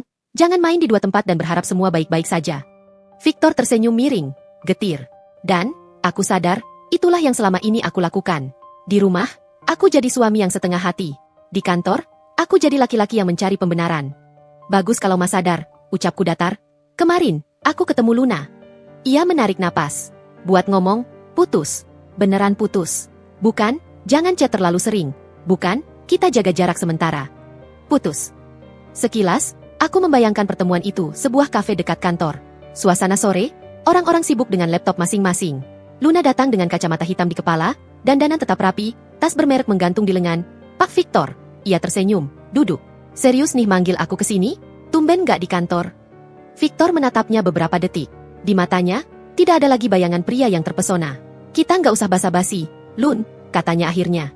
Istriku tahu. Senyum Luna sedikit mengendur. Tahu, apa? Tahu semuanya. Victor menatap lurus. Lipstik di mobil. Cecek kita. Malam-malam aku anterin kamu pulang. Wajah Luna berubah. Bukan malu, lebih kewaspada. Terus, dia mau ngamuk ke kantor? Drama di lobi. Dia nggak drama. Victor menggeleng. Dia ngumpulin bukti, konfrontasi aku, lalu, usir aku dari rumah sementara. Luna menghela napas, bersandar. Ya ampun, repot juga. Tapi, ya wajarlah, dia istri sah. Victor menarik napas panjang. Luna, ini salahku. Tapi kita berhenti. Benar-benar berhenti. Nggak ada lagi chat di luar jam kerja. Nggak ada lagi curhat. Nggak ada lagi apapun yang sifatnya pribadi. Luna terdiam beberapa detik. Lalu tersenyum tipis, pahit. Oh, jadi ini ya akhirnya. Klasik. Klasik? Alis Victor berkerut. Iya. Luna mendengus pelan. Laki-laki menikah yang cari pelarian, dapat perempuan yang mau dengerin. Terus ketahuan. Terus panik. Terus inget lagi dia punya istri di rumah. Istrinya ternyata lebih keren dari yang dia kira. Habis itu, perempuan kayak aku yang disuruh mundur. Nada suaranya bukan sedih, lebih kelelah. Jadi kamu, marah?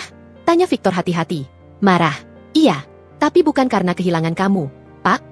Luna tersenyum miring. Aku marah karena ternyata aku masih cukup bodoh untuk percaya laki-laki bisa benar-benar ninggalin zona nyamannya. Padahal ujung-ujungnya, yang dikejar ya tetap, rumah. Ia merapikan tasnya. Bos besar sudah mulai pasang mata ke aku juga. Karir aku lumayan terancam gara-gara gosip ini. Kalau kamu pikir aku bakal tetap di sini dan jadi tahanan perasaan, kamu salah.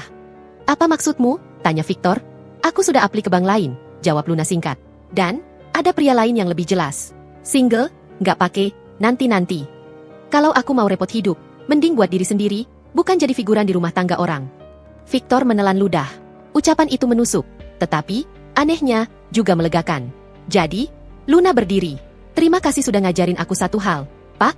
Jangan pernah jatuh cinta sama orang yang bahkan gak cukup berani mengambil keputusan tanpa nunggu orang lain memaksa.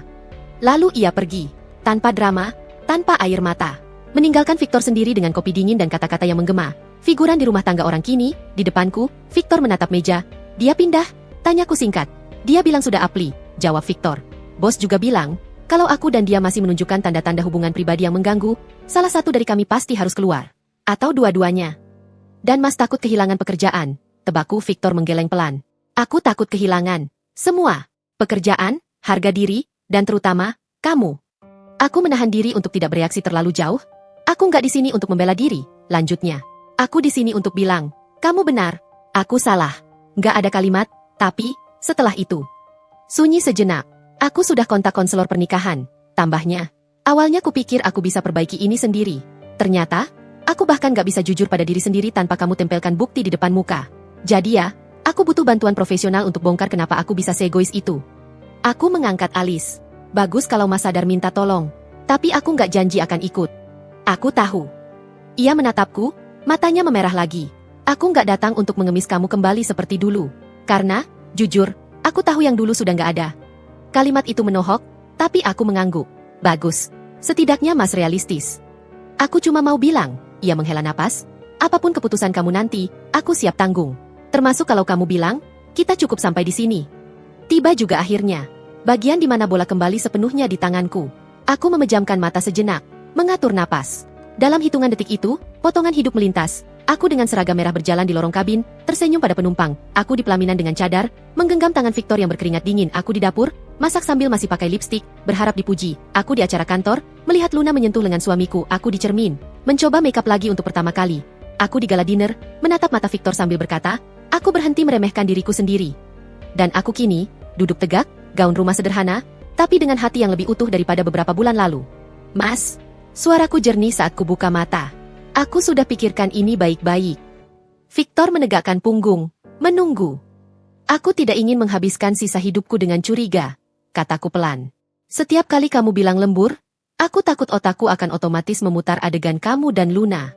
Setiap kali ponselmu berbunyi, aku harus bertanya-tanya siapa di seberang sana. Air mata mengumpul di pelupuk matanya.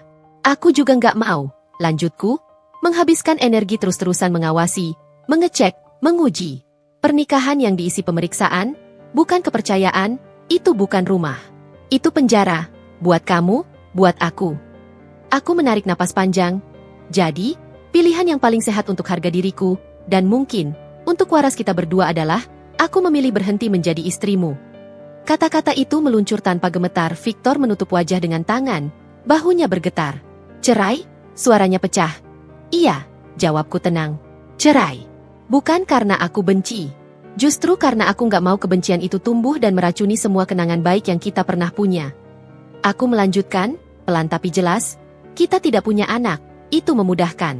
Rumah bisa kita bicarakan baik-baik. Kita selesaikan secara dewasa, tanpa drama, tanpa saling menjatuhkan di keluarga. Aku menatapnya dalam-dalam. Aku memaafkan Mas sebagai manusia. Tapi, aku tidak bisa lagi menjadi istri yang sama seperti dulu. Dan aku tidak mau menjadi istri setengah hati. Victor menurunkan tangannya, menatapku dengan mata merah bengkak. Jadi, benar-benar tidak ada kesempatan? Gak ada kemungkinan. Suatu hari, aku tersenyum tipis, getir, tapi lembut. Yang ada, kataku, bukan kesempatan mengulang kisah yang sama. Yang ada hanya kesempatan Mas belajar dari salah dan tidak mengulang pola yang sama pada perempuan lain. Siapapun itu nanti. Tapi untuk aku kira, pelajaran dari Tuhan untukku adalah, jangan lagi menaruh seluruh hidup di tangan satu manusia.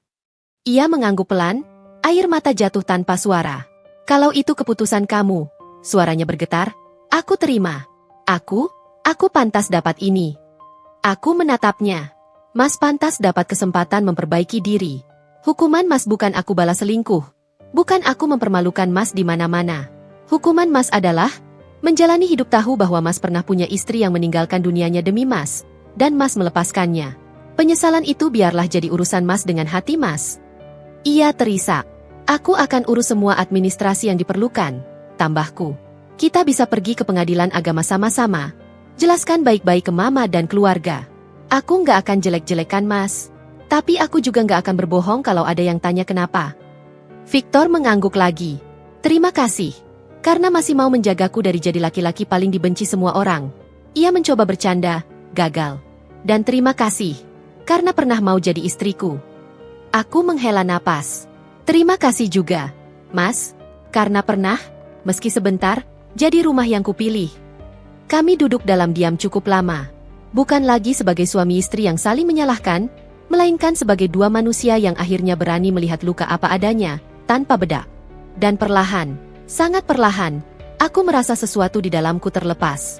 Bukan cinta, bukan kenangan, tapi beban bahwa aku harus mempertahankan sesuatu demi status. Harga diriku memelukku dari dalam. 2 tahun kemudian, sebuah ruangan kecil di ruko 2 lantai, catnya putih bersih. Di dinding, ada tulisan sederhana. Audrey Etiquette Grooming Studio. Cantik yang pertama kali dilihat adalah cara kamu menghargai diri sendiri. Di depan kelas, aku berdiri mengenakan blazer lembut dan celana panjang rapi. Di kursi-kursi lipat, duduk 8 orang perempuan. Ada mahasiswi yang pemalu, ada ibu muda yang baru berani lepas jilbab lecek dan belajar merapikan diri, ada juga 2 calon pramugari yang minggu depan wawancara di maskapai baru. Baik, kataku, tersenyum, hari ini kita belajar bukan cuma cara jalan dan cara senyum, tapi juga cara bilang, tidak, dengan sopan. Termasuk bilang, tidak, pada perlakuan yang merendahkan kalian. Mereka mengangguk, beberapa mencatat. Aku berjalan pelan di antara mereka, membenarkan cara duduk, mengoreksi posisi bahu. Selesai kelas, salah satu calon pramugari mendekat. Mbak Audrey, katanya malu-malu. Boleh saya jujur?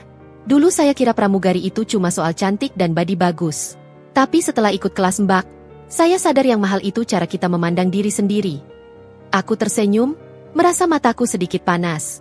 Itu pelajaran yang saya juga dapat dengan cara mahal. Jawabku pelan. Kalau kamu bisa belajar lebih cepat dari saya senang sekali. Setelah mereka pulang, Ruko kecil itu sepi. Aku membereskan ruangan, mematikan lampu, lalu turun ke lantai bawah. Di luar, senja mulai turun. Langit oranye keemasan saat mengunci pintu. Aku melihat sosok yang familiar berdiri di seberang jalan. Victor. Ia memakai kemeja sederhana, tanpa jas, tanpa dasi.